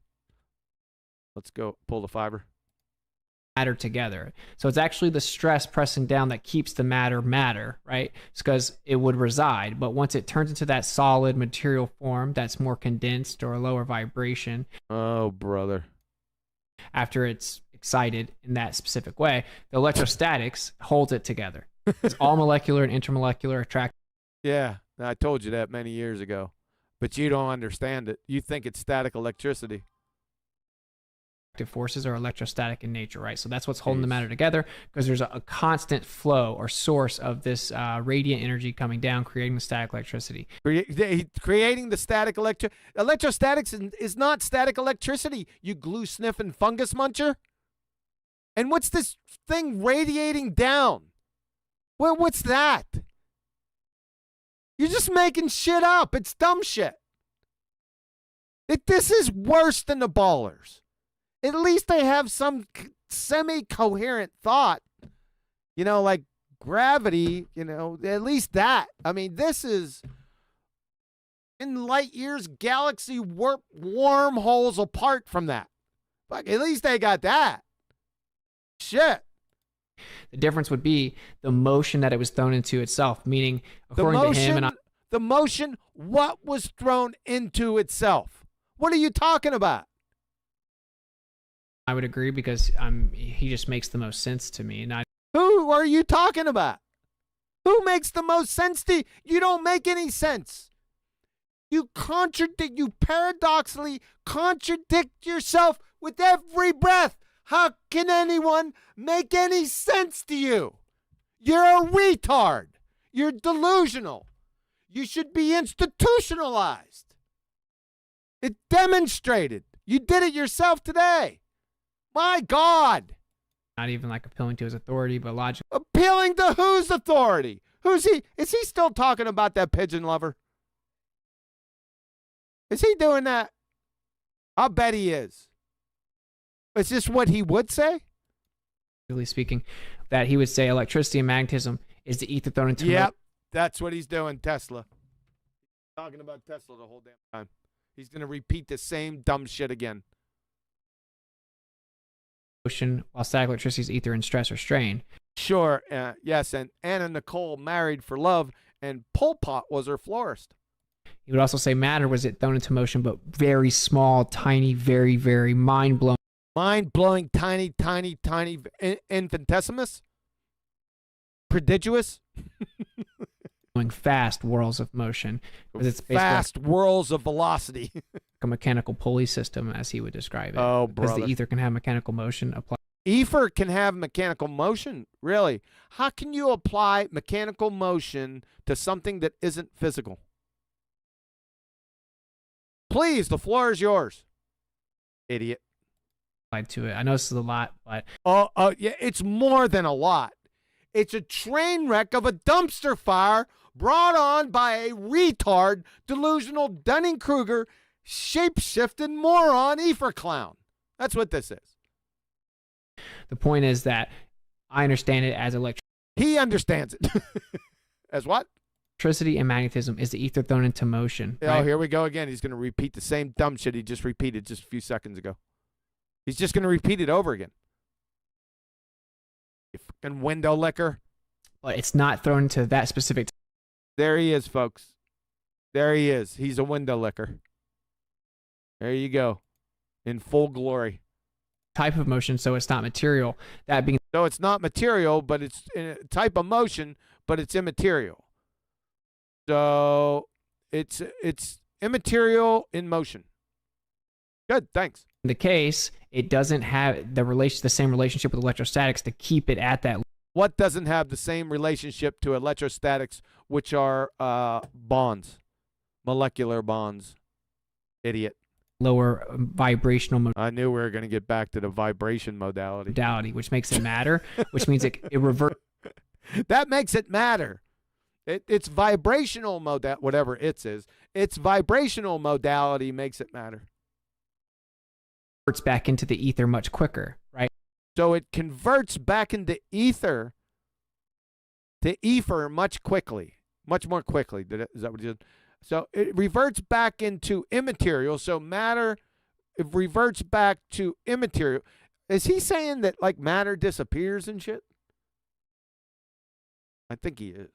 Right, are much easier because the electrostatics can't keep it in its current state. No, so then it just goes back into the ether. In fact, it didn't even. It goes back into the EFER because it doesn't have electrostatics. I think. I don't know at this point.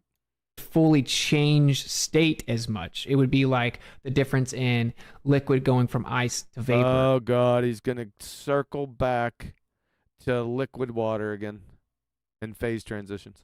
Right, like you can. Right. You can no, wrong. That look, eyes in back of his head. Right, they're rolling back there. Clown. That's not the best analogy because both of those can go. That's not the best analogy. Then why'd you give it? Back to water pretty quickly, but you can. It can convert. Water can convert back to water pretty quickly. I'm sure. Condense the vapor maybe a little bit easier. Or you could melt vapor. You don't believe in vapor. Remember you said gas molecules don't exist? They're just concepts? Why are you appealing to vapor now? Which are gases? You friggin' clown. The isolate easier, whichever one you prefer based on the environment. Brother. All that to say that they're just different modalities. Everything's different. What's different modality? What's a modality? They're like at different stages in the spectrum of change. Oh, brother. From the ether. And so the From electricity. The ether? Water has different spectrums on the timeline of the ether. Just reverts back. That's why lightning is dielectric discharge to counter space. It goes to counter space. What the hell is counter space? You talk like counter in the kitchen? What the hell was that? Lightning and counter space? We get a citation, then and a demonstration with that. We're going to be needing that. Right into the ether. It's right into the ether. Is the ether in counter space? Let's get that full thought. Sorry. Let's pull it, Jay. Stages in the spectrum of change from the ether. And so the electricity just reverts back. That's why lightning is dielectric discharge to counter space. It goes right into the ether. The light... It's just the ether that's already there just being excited. As soon as you stop the light's just the ether that was already there. What about the counter space? Exciting it goes right back into that inertial state of... Inertial state? I don't think you know what inertial means. In fact, I know you don't. You just train wrecked yourself. It has I thought the ether, I thought there was a vortex, and that vortex was the ether. If it's vortexing, then it's not in an inertial state. Simply. You're a moron. Of an imbecile. Of the ether. Material is different. It was thrown into crazy, prodigious worlds of velocity. Oh, the infinitesimus prodigious ones. And the electrostatics holds it together. So, but electrostatics holds it together. Makes perfect sense.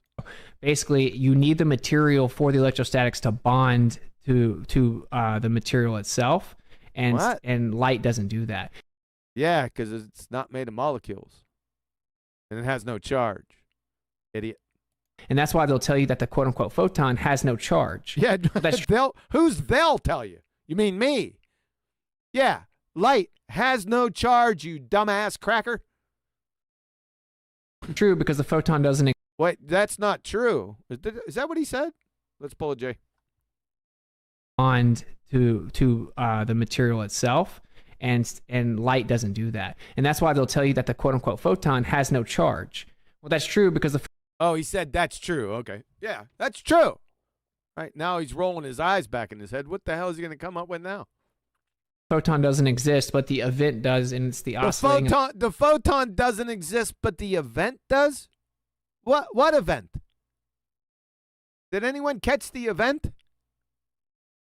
I didn't catch the event. I know it. I already jaded it. There was no event. He's just an imbecile. electric field intersecting the oscillating magnetic field. Well, how can it be that? If light has no charge, I'm pretty sure electricity has a charge. And in magnetism, like in magnets and shit, I'm pretty sure that's an electric charge. Those are two charges. Right? So, but light doesn't have a charge. And that's, you already said that's true. He's an imbecile, man. So there is no charge there.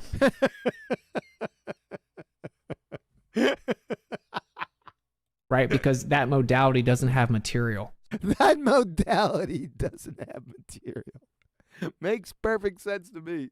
So they call it massless, chargeless. No, massless? Who calls it massless? Who's that? Who's they? And define mass. There, crayon muncher. There's where your problem well, you got a lot of problems. That's the least of yours. no magnetic property. Well, yeah, because it's not an actual thing. It's an event, but it's not a thing, but it's an event. We don't know what he's talking about, but that's why you don't have those properties, because it's not material, so it's not having the intermolecular interaction. Oh god. So hopefully that made sense. I mean, yeah, oh yeah, perfect sense. Good job. You're a fucking imbecilic clown. And that was a lot. Yeah. That was a lot. The dude says awesome. But what you should do is you should start super chatting this guy. I mean, superfluid. Right? Idiot clown. So forms are perturbations in the field. What? So forms are perturbations in the field. Perturbations of what field? Like a baseball field? And what the fuck are forms? What are you Plato's cave? Those types of forms? Mm-hmm. He's agreeing with it. What? He didn't say anything coherent yet. Yeah, that's true. Yeah, it was a two-part. So this is a quick. That was a two-part. Follow-up. It was just building on that definition of matter. Thank you for that. Thank you for that definition of matter. Everyone's clear on what matter is now. Extensive explanation. He didn't explain it. You don't know what explanations are either. He didn't explain shit. He just pulled shit out of his ass. Incoherent, disconnected drivel. He's an imbecile. I mean, it's pretty cool. I gotta think about it. It's pretty profound. That's the word I would use. Profound. This forms are like perturbations in the field. Is that essentially what you're saying? Yeah, forms are perturbations, and yeah, that's what he's saying. That's what he agreed to. He didn't say it. He agreed. Yes. There he goes again, agreeing. Thank you. Thank you. Oh boy. I'll take 2 Quaaludes and call me in the morning. One more question too when you guys are ready. Yeah. You got more questions? I thought you were rounding out and shit.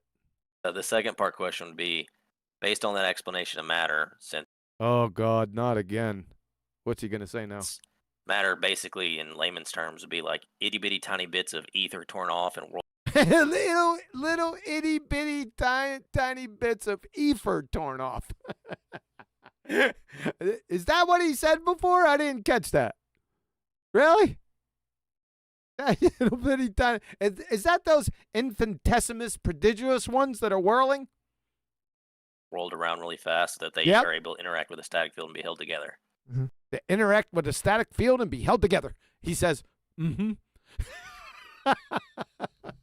So matter, I'm going to have to go back through this again and document all this stuff, man, because this is what they call gold.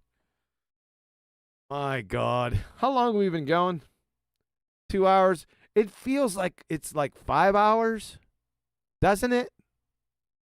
Let's take a quick break. Going on out there. All right. What do we got? All right. We're still on. Did I get any more super chats? I think I did. Hold on a second. Where did I stop? That's good. Okay, the stomach churn I got. That one I got. Shut up, Neo, I got. Oh, Brian's Logic. All right. What's up, Brian? You like this stuff. Thanks for the super chat, man. Now that cold is only a concept, I can sell my coat. Yes, sir, you can. You better, because it's only a concept. Sure. Sorry, you still here? You insomniac? You Irish potato-eating insomniac? It's got to be late over there now. Shit. You're at least, what, 6 hours ahead? Yeah. We got to take a break, folks. What's up, Kim? How come you didn't say super chat?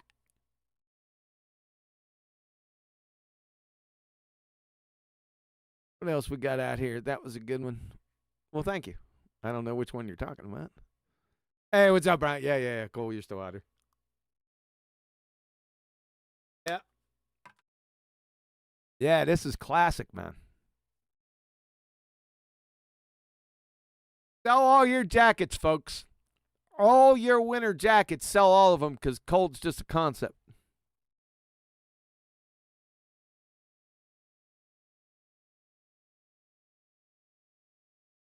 Oh, you did, Kim? All right. So did Booger? Ah, gotcha. Well, at least he's not a net wet.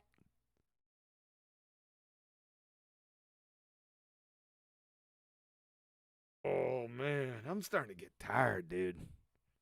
Well, thank you. Yeah, Fibro, it's pretty fun. Yeah, listen to imbeciles paradoxically doublespeak for how long has this been? Let me check how long it's going on.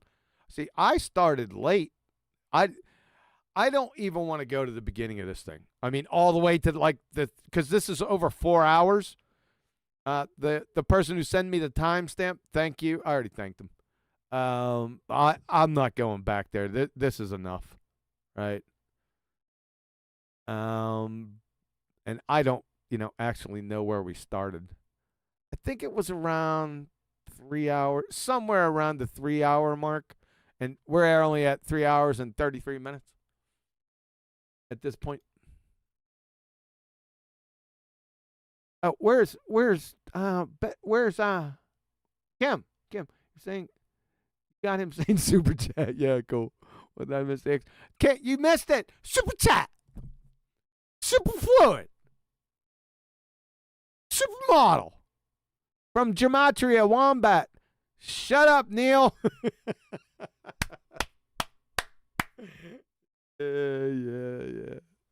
Yeah. Ow.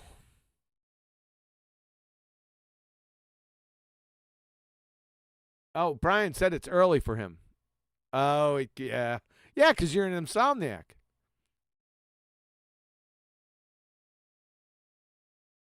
Because you're at least 6 hours ahead, right? That makes it about 2:19 a.m. for you. I know it's somewhere in that vicinity.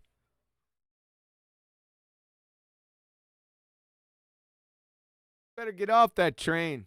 That's not a good train to be on. I've been there. I visit it every week, by the way. Yeah, because I stay up late. I got issues. As far as you know. All right. Check my water situation.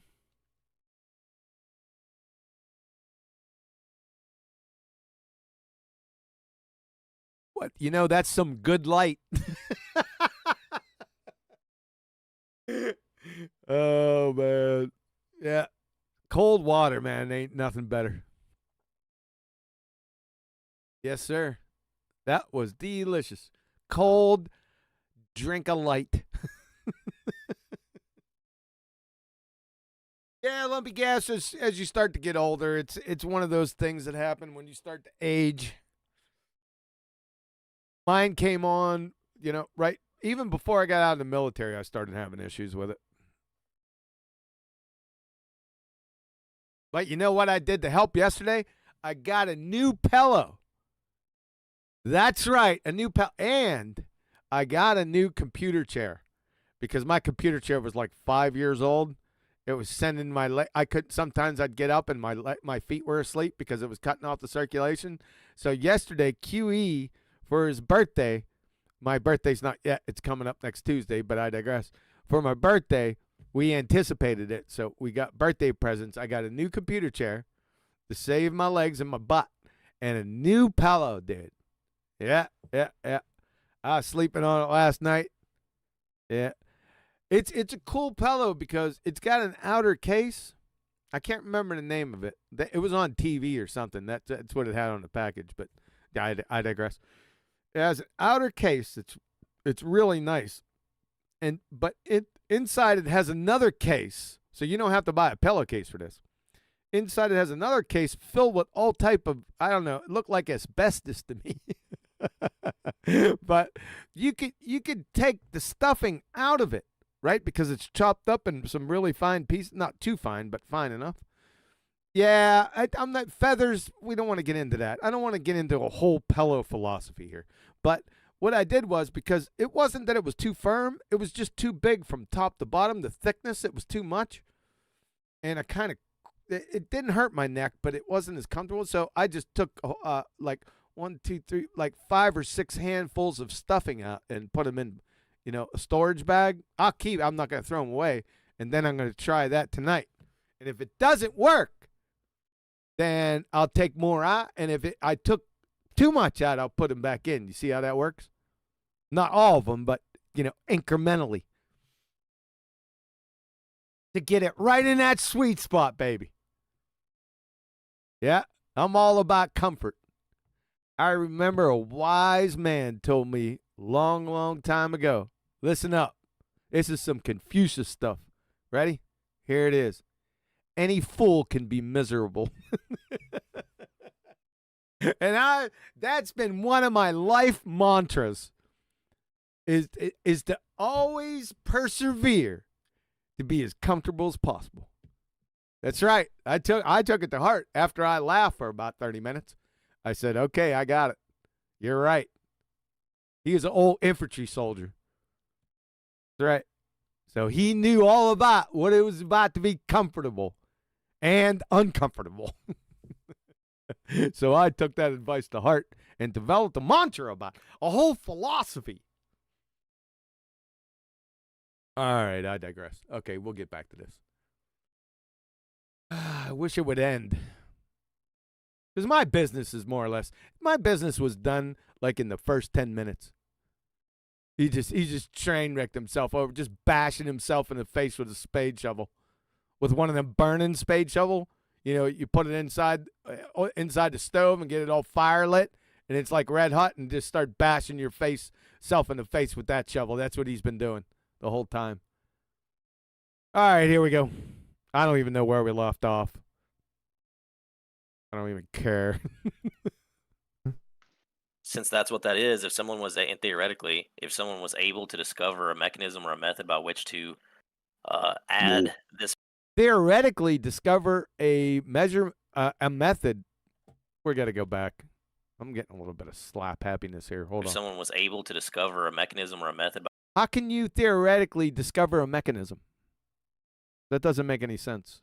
It's non sequitur. By which to add this velocity to ether, would they not? Velocity to ether? No, it's in a vortex. It's accelerating, dude.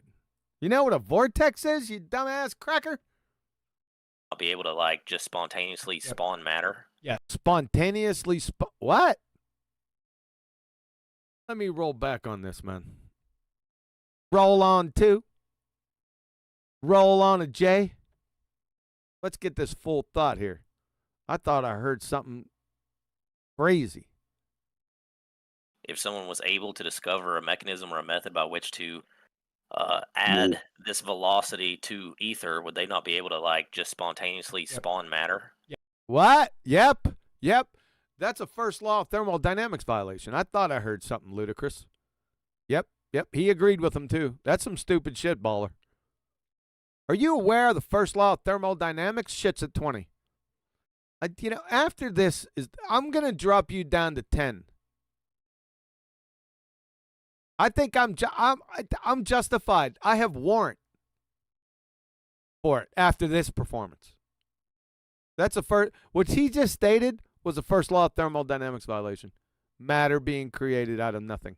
Yes, and actually Tesla talked about that too. Tesla talked about it too. So he's all over Tesla, the pigeon lover.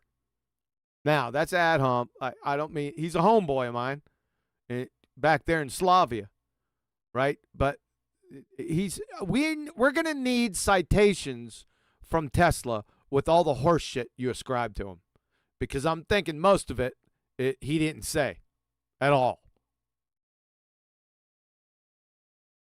So you got him violating, and you agree with a first law of thermodynamics violation of matter being created out of nothing. So he said, if you were able to replicate this process, you could actually not only create matter, you could actually make it disappear. All right, that's a stone cold first law of thermodynamics violation, right there. That's some stupid shit. I'm gonna need to see not the mechanism. I just want to hear him or see the text that he wrote this in. I need to see this. You could revert it back into the ether, because he said... Yeah, that's what he was talking about before. You can revert it or pervert it back into the ether. Remember I stated that before? Yeah, that's what he was doing. Yeah, first law of thermodynamics violation. Idiot. Again, the ether thrown into infinitesimus prodigious... Infinitesimus prodigious. Here we go again. He's going to respawn and circle jerk us back to the infinitesimus prodigious whirls of friggin' EFER. That matter is a piece of EFER ripped off. Whirls of velocity manifests as matter, and when this motion resides... Yeah, manifests as matter. He's into his monotone. You hear him? He's starting to go into a trance. Let's pull a J. He's got his dumb fuck monotone out. Now he's just going to verbal diarrhea for the next 5 minutes. Or you could actually make it disappear. You could revert it back into the ether, because he said that, again, the ether thrown into infinitesimus prodigious whirls of velocity manifests as matter, and when this motion resides, it reverts back into the ether. That motion being the vibrational displacement that is electrostatics holding it together. That's some stupid shit, man. So, yeah, in theory... in theory, scientific theory, or just abject pulling out your butt speculation from what somebody said, Tesla said, right? We're going to have to see that shit. You would be able to make it disappear or even create it. Now, yep, matter being created or destroyed. You familiar with the first law of thermodynamics, Sunshine? Nope. He also says he thinks that this is a futile pursuit. He said it's a futile pursuit, but there ain't no proof coming to this. That's what he just said. That's pretty funny. Let's do a J on that. That's a good one. You glue sniffing fungus muncher. Listen to this, folks.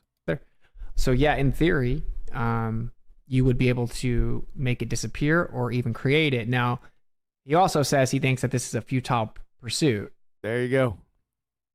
Prosecution rests. What a clown. You're a clown for parroting that dumb shit. Right, because, like, how are you going to truly access the ether? Yeah, how are you going to truly access this? Show it. Yeah, you can't show it. Yeah. What's EFER? Moron. Impeded to be able to even set it into motion, and the lack of tangibility. Yeah, sure. He would say that you said tangibility. You said, what was it? I wrote that shit down. Where'd that go? Said tangibly visible. Continuity. It's tenuous beyond conception. It's a discontinuity of the continuity. It's so thin you cannot even conceive of it. It's so thin. Is that prodigious? It's the discontinuity of the continuity of the crux of the biscuit. That's what it is. You're not really going to be able to directly manipulate it. Yeah, you can't directly show this. You can just speculate about a first law of thermodynamics violation. Idiot. But in theory, yes. In theory, not a scientific theory. In theory, that means, I'll translate for you, complete pulling out your ass, abject speculation. That's it. Let me read these. That's a first law of thermodynamics violation. So he's going to round out with going through his idiot super chats, right? So the retard enablers. We're going to get the list again. Here we go. Super chats. And I think that quantum flirts with a lot of this stuff, by the way, right? That's why. What? Quantum doesn't flirt. What? That's a reification fallacy. Quantum doesn't flirt with this shit. Quantum mechanics has nothing to do with your EFER idiot horse shit. They say things. Who are they? They say. I want to know who they are. Pop in and out of existence. No, that's bullshit. That's your idiot Casimir effect that you use to support your EFER. Remember? I got it recorded. I play it every once in a while. Now, that's you stating that from your quantum field theory. That's not quantum mechanics, you glue-sniffing fungus muncher. Do you use that to support your EFER horseshit? Remember? I should play that on the way out. Remember, it's the Casimir effect. Remember that, folks? You know what? Let me snatch that. We'll play that on the way out. Give me one moment. I got to replace the original one. All right. So, I still got it as Shitsit 60. I need to change that. So, there it is. Virtual photons. Yeah. Here we go. Claims it's the exchange of. We're going to save that to the end. That's where he used what he's talking about, these virtual photons. That's not quantum mechanics, by the way.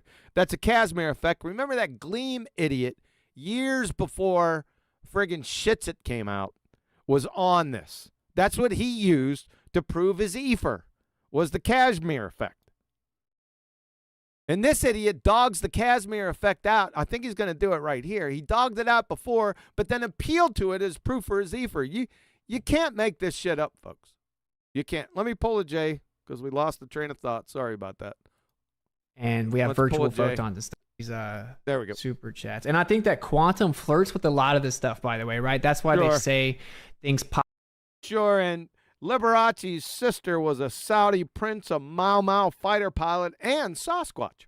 Pop in and out of existence. And we have virtual photons and stuff. No, you don't. That's Casimir horseshit. And we have quantum foam, and we have the Casimir, not Kashmir, not Led Zeppelin song. The Casimir effect. Casimir effect, attractive and yeah, Casimir effect, exactly. That's what you used to prove your EFER before. We're gonna hear it at the end here. And we have vacuum energy, 0 point energy, right? Vacuum energy. What the hell is vacuum energy? Where is a vacuum in nature? You ever heard the phrase, nature abhors a vacuum by chance? Idiot. Free space impedance, blah, blah, blah. Because we... Blah, blah, blah. Yeah, we like that white paper technical language here. Good job, moron. Now have instruments so sensitive that we can start to see and observe that transitional state. What? Transitional state of what? What the hell is he talking about? Who knows? Right? Right? No, wrong. Not right. Please go on. What the hell are you talking about? All right, Kryptonian. Oh, Super Chats. Kryptonian. You, sir, are a moron. And a retard enabler, sir. For the $10 Super Chat. Great job teaching with it. Thank you, man. Much love. Great job teaching. Yeah, you're really teaching. This definitely got into a profound... I prefer combos like this. I just know that some people are... You prefer convos like this, where a bunch of idiot crayon munchers come into the Oracle for a Q&A. The Oracle of prodigious doublespeak, infinitesimus at times, whirling in the ether of complex, double reverse, shape-shifting, Mr. Magoo, Ether Clown, double-speaking lion, horseshit from Shitsit 10. That's what we got here. Gonna get triggered. Thank you for the Super Chat. Gonna get triggered? No, we're all laughing at your dumbass. Ali Yer, thank you for the $10. Ali Yer, you are a moron, and you're a retard enabler. Super Chat. Defending the globe seems oddly similar to victims of abuse defending their abuser, called the Stockholm Syndrome. Isn't that Helsinki syndrome? Uh-oh, OBS just disconnected and reconnected. Hopefully everything's all right out there. I ain't going to check. Isn't that the Helsinki syndrome? Sweden. No. Finland. Remember Die Hard? You guys remember that movie, man? Where the news anchor was sitting back listening to the doctor talk, and he said Helsinki syndrome, and then he interrupted and said Sweden, and then the doctor said Finland. That was classic, man. I remember that shit. Yeah. Is it Sweden or Finland? Stop. You're an idiot. And so are your retard enablers. They're all idiots too, but you know that. Why things aren't how they seem and why we shouldn't believe what we see and feel. They lie only to protect us. Yeah. Yeah, like you broke in the door and you're like, hey, dude, the guy that kidnapped you's gone. Let's get out of here and we'll go eat some food and you'll be free. And like, no, he feeds me once a week. You're like, yeah, but you can eat every day, all the time. What is he going on about now? Oh, sorry. Sorry, it was only like a minute or so. Don't worry about it. You know who's talking anyway. I don't know. He's just going off on some stupid shit. The time, bro. Come on, let's get out of here. Like, you don't understand. He only feeds me once a week because he doesn't want me to get fat and he loves me. Yes, that's the analogy of going around as a defense attorney defending the heliocentric pseudoscience that has no actual empirical evidence to. Like yours. Yeah, you don't have any actual empirical evidence of your EFER shit. Yeah, just like you. You substituted yourself after we replaced the pseudoscientists, and you just jump right in, remember? Now you're going to adult everyone with your Tootsie Roll decks. We already identified the scammers. You're one of them. We got Mo, Larry, and Curly. You pick which one it is. Mental gymnastics to defend it. You guys didn't do. I mean, same thing. People going around defending that they took away our freedoms for 3 years. Oh, it's like, God. bro, what's going on here? All right, it is 2:00 my time. Are we ending up here? Hopefully. I'm gonna wrap the show up. Does anyone have any final words they want to get in before I wrap it up? Yeah, dude, I've just been dying to ask this. Oh yeah, go ahead. Oh God, we got another profound question. All right, what is it now? Ever since I looked into interferometry, I've been introduced to the Michelson-Morley subject, etc. Subject, etc. Yeah, you better not say experiment. It's your ass. So I just have this burning question in my mind about interference theory, right? Did he say interference theory? Let me pull a fiber. What the hell is interference Just have theory? this burning question in my mind about interference theory, right? Yep. How do they know that they're splitting that light beam 50-50? And then on top of that question, if they know for a fact that there's certain type of error margins, etc. I posted the error margins. These idiot baltards. I don't know. Somebody stated error margins one time, and they can't let go of this. He wouldn't know what an error margin was, him. They wouldn't know the difference between that and a chartreuse windsock. This is pathetic. Just nonsense. Error margin with what? The PDF to kind of support error margins with a PDF. The differences in like error measurements and stuff. Error measurements and stuff. But it talks about using 80% of the mirror to be reflective and 20% of it to be transmission. They talking about beam splitters? So I'm kind of curious, like, what are your thoughts on interference theory in general? What are your thoughts on interference? Ladies and gentlemen, there's no interference. My God. And could it actually be something to rely on actually beam splitting? Can you rely on beam splitting? In a sense. Yeah. Yeah, I would say that what creates reliability is consistency, right? So like if we take Michelson-Morley, for example, Michelson, more not an experiment, for example. I mean, what they do is like the beam splitter per se. It's in a singular. What? The beam splitter per se? Oh, per se, Your Honor. What the hell do you mean beam splitter per se? It's a beam splitter. You friggin' clown. Per se, Your Honor. Location, the light interacts with it at a set distance away. So the light. Well, so the light at a set distance away, but the light's already there. So what are you going to do now? Light's just going to interact and split. So it's just going to interact and split all the time because it's already there. Or does it have to get excited first? You know, through vibrations and heat? Like, it's not like we're reaching in and trying to split it 50-50. It's just that the light's just going to be split. It doesn't even have to be 50-50. Right. But the reason that it's reliable is like, say that what you're saying is the idea that it doesn't split evenly, or like one of the beams is behind the other or whatever, right? They don't split at the same time. Yeah, like you were saying before, when it doesn't travel, but then it propagates and has a rate. Time, which they do because it's going to interact at the same point in quote unquote space, right? But say that there's same point in quote unquote space. He's still doing that quote unquote shit. What does that mean?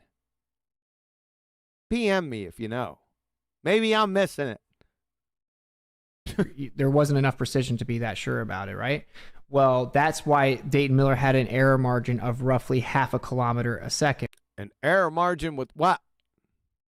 Or maybe 1 kilometer a second, right? Because 0.5 kilometer and 1 kilometer per second. Well, that's pretty good error margin. Of what? Because he gave the benefit of the doubt that since it's so precise, this is the most. Gave the benefit of the doubt to what? It's just unconnected, incoherent drivel. That I would give the benefit of the doubt here, but yeah, you said that twice now. The benefit of the doubt for what? Did he actually say that? Dayton Miller? What the hell are you talking about? Makes that not a concern for me is that it's consistent. So if something like that was happening, then if I turned the apparatus the other way, couldn't it be consistently wrong? Just a thought.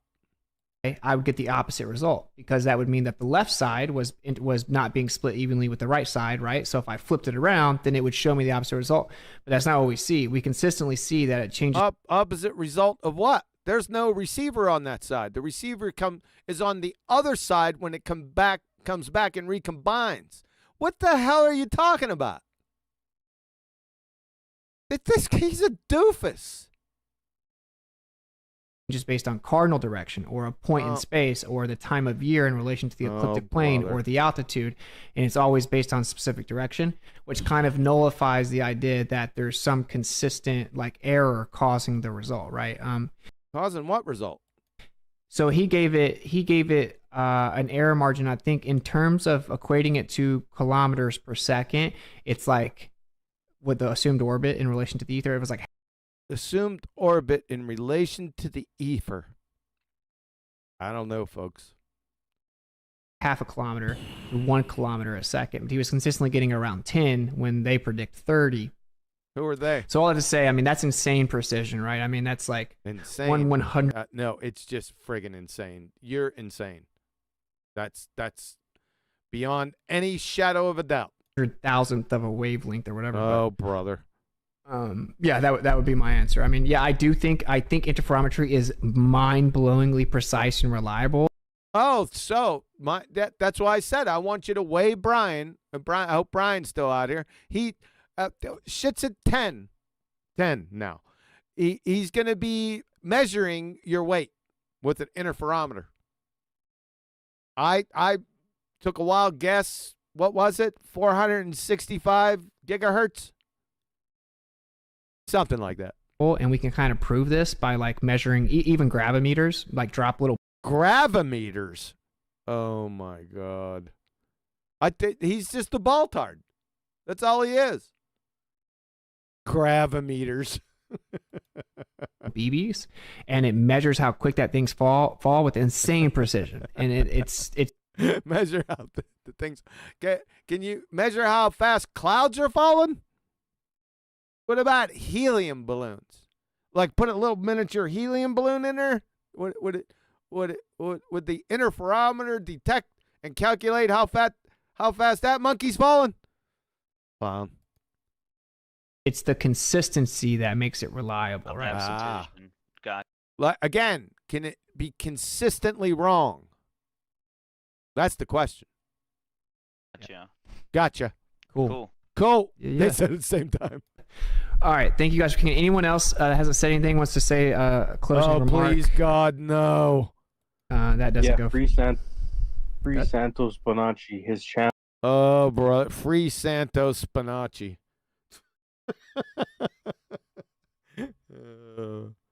Did they imprison him?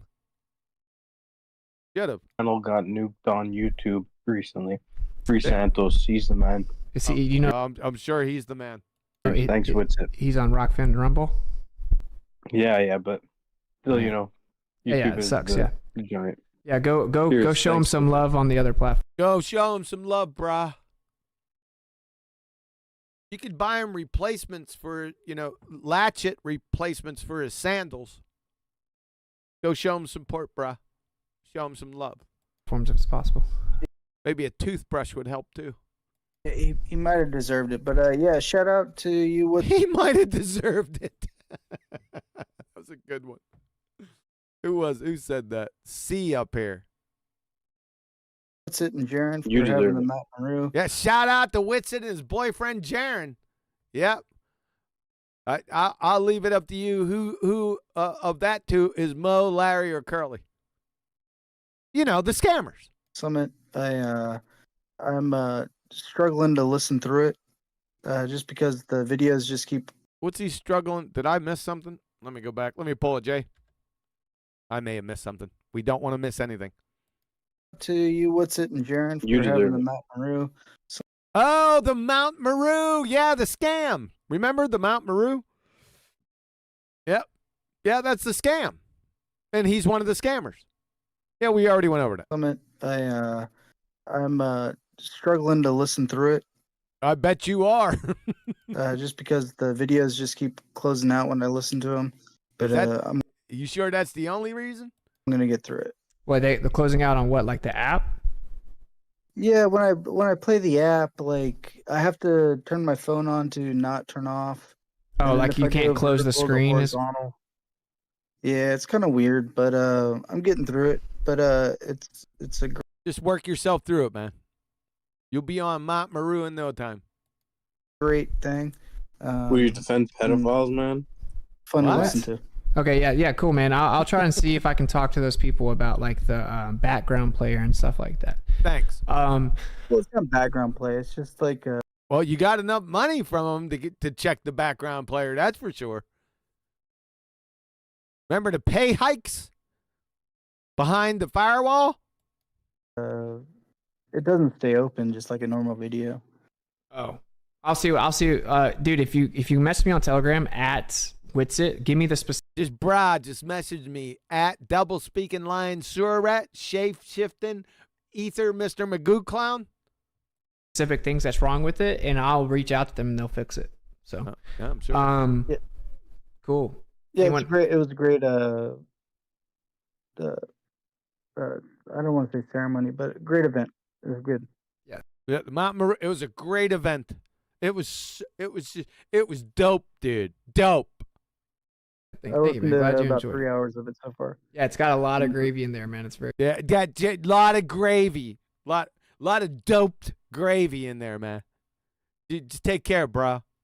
Watch those sandals. Very cool. So thanks for Take it easy, supporting. guys. The speed of light's fake. Pseudoscience. True that.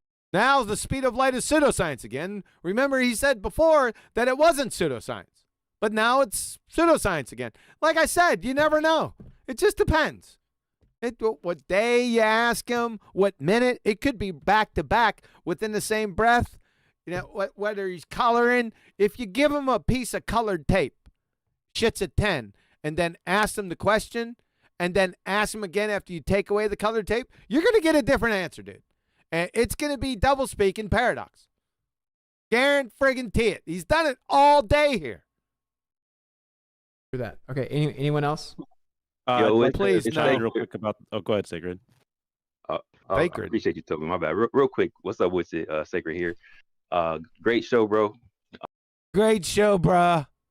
All that paradoxical double speaking is just great, bro. It's dope. And dope summit last week. Dope summit, man. That Mount Maru dope summit. Yeah, like that truth behind the paywall. That's what I like. It's just dope, man. I was crushing, man. I appreciate it. You were crushing it, man. You're crushing it with those paradoxical double speaks. The ones within the same breath. I was cherishing the crushings. Way to go, bro. You guys for that. That was some dope stuff. It's still dope, man. This guy's all sacred, all about the dope. Thank you, man. I'm just mad I missed some of the episode earlier. I got my days confused. That's not surprising. That probably because of the dope. I was like 45 minutes late to School of the Glovers. I'm like, no. No, but it's because of the dope, dude. Duh. Dope stuff, though. It's dope stuff, though, man. Proud of working in the back, because when I did join earlier, we were in the background and we realized you guys didn't have any globe earthers in here. Yeah, so, that was dope, man. They're still crushing it. So we were like, maybe we could funnel some from Twitter into Earth Awakenings. Oh yeah, into Earth Awakenings, into Geo Loves. The Jane Fonda terrorist sympathizer server. We were trying to funnel them in there, and it'd be dope, man. So we opened up like a space for like, I don't know, maybe 30, maybe 45 minutes. And we had like of dope 20, 30 globe earthers join like instantly. We had That's dope, man. It's dope. Yeah. That's right, bruh. A PhD join. We had the astrophysicist. A PhD join. PhD in what? You even know what a PhD means? Just saying a PhD, it's dumb shit ambiguous, man. PhD in what? What? Basket weaving? What? Give up the dope, man. Last week. So we tweeted at them and said, come join over to Earth Awakenings. Come join over Earth Awakenings, man. It'd be dope. Had like a little bit of a glitching issue, but it'd be crushing that glitching. Some of them popped in here, but of course they didn't grab the mic. Of course they didn't grab the mic. Yeah, they were overwhelmed, and they'd be overwhelmed with the mountains of paradoxical doublespeak. That's dope. I wanted to run something by you real quick before you wrap up the show. Oh no, what? Get over to Toby. They had brought up the transit of Venus. And obviously they have so much transit of Venus. In what? Dope? Or in the EFER? Is Venus transiting through the EFER, or that it doesn't travel, it was already there? Presuppositions built in, like circular orbits. What, like Venus itself? What about that? Oh boy. The diameter of Earth in motion. But they were using it. Yeah, that's Kristen Huygens. Forgive me, Netherlanders out there. I'm trying to say it, I just can't do it because I'm American. So Kristen Huygens, yeah. Ironically, that same numpty dipshit came up with your EFER. Did you know that, Sacred? I'll bet you didn't know that. Yeah. So you're going to dog out Kristen Huygens right now, but he is your EFER father. Isn't that dope? You dope? This as a evidence for distance to the sun. So before you close out the show, just to bring this full circle. Oh, we've already been full circle like a number of times. It was dope, though. What would you say to that? So for one, obviously, yeah, they assume the size of the Earth. Not they. Christian Huygens, your EFER father. Let's get it straight. Dope. which is a joke. I will never concede that you just get the diameter of the Earth. But even really?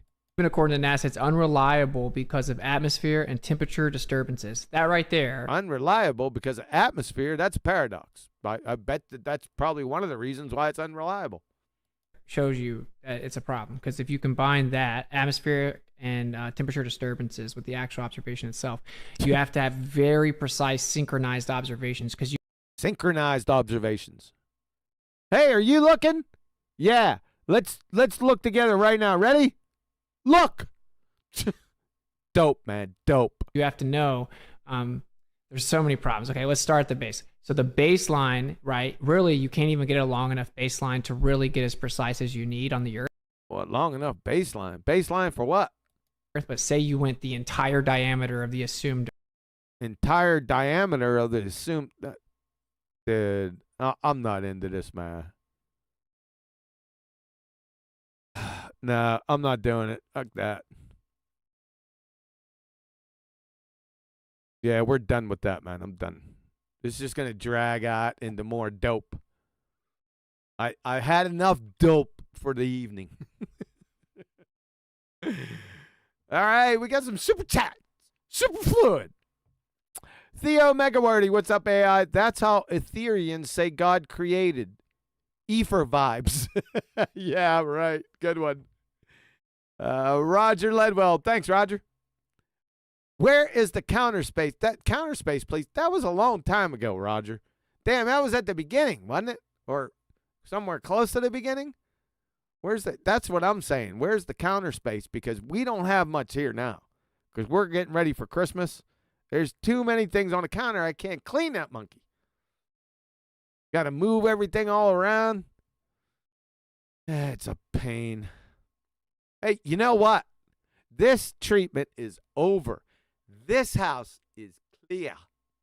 That means no second one. I got rid of this one. One and done. Look at it. Right at almost 3 hours. Look at that shit. How you like that? Oh. Yep, there won't be a part 2 with this one. And I am definitely not going back and listening to the first 3 hours of this. It's not going to happen. No. Nope.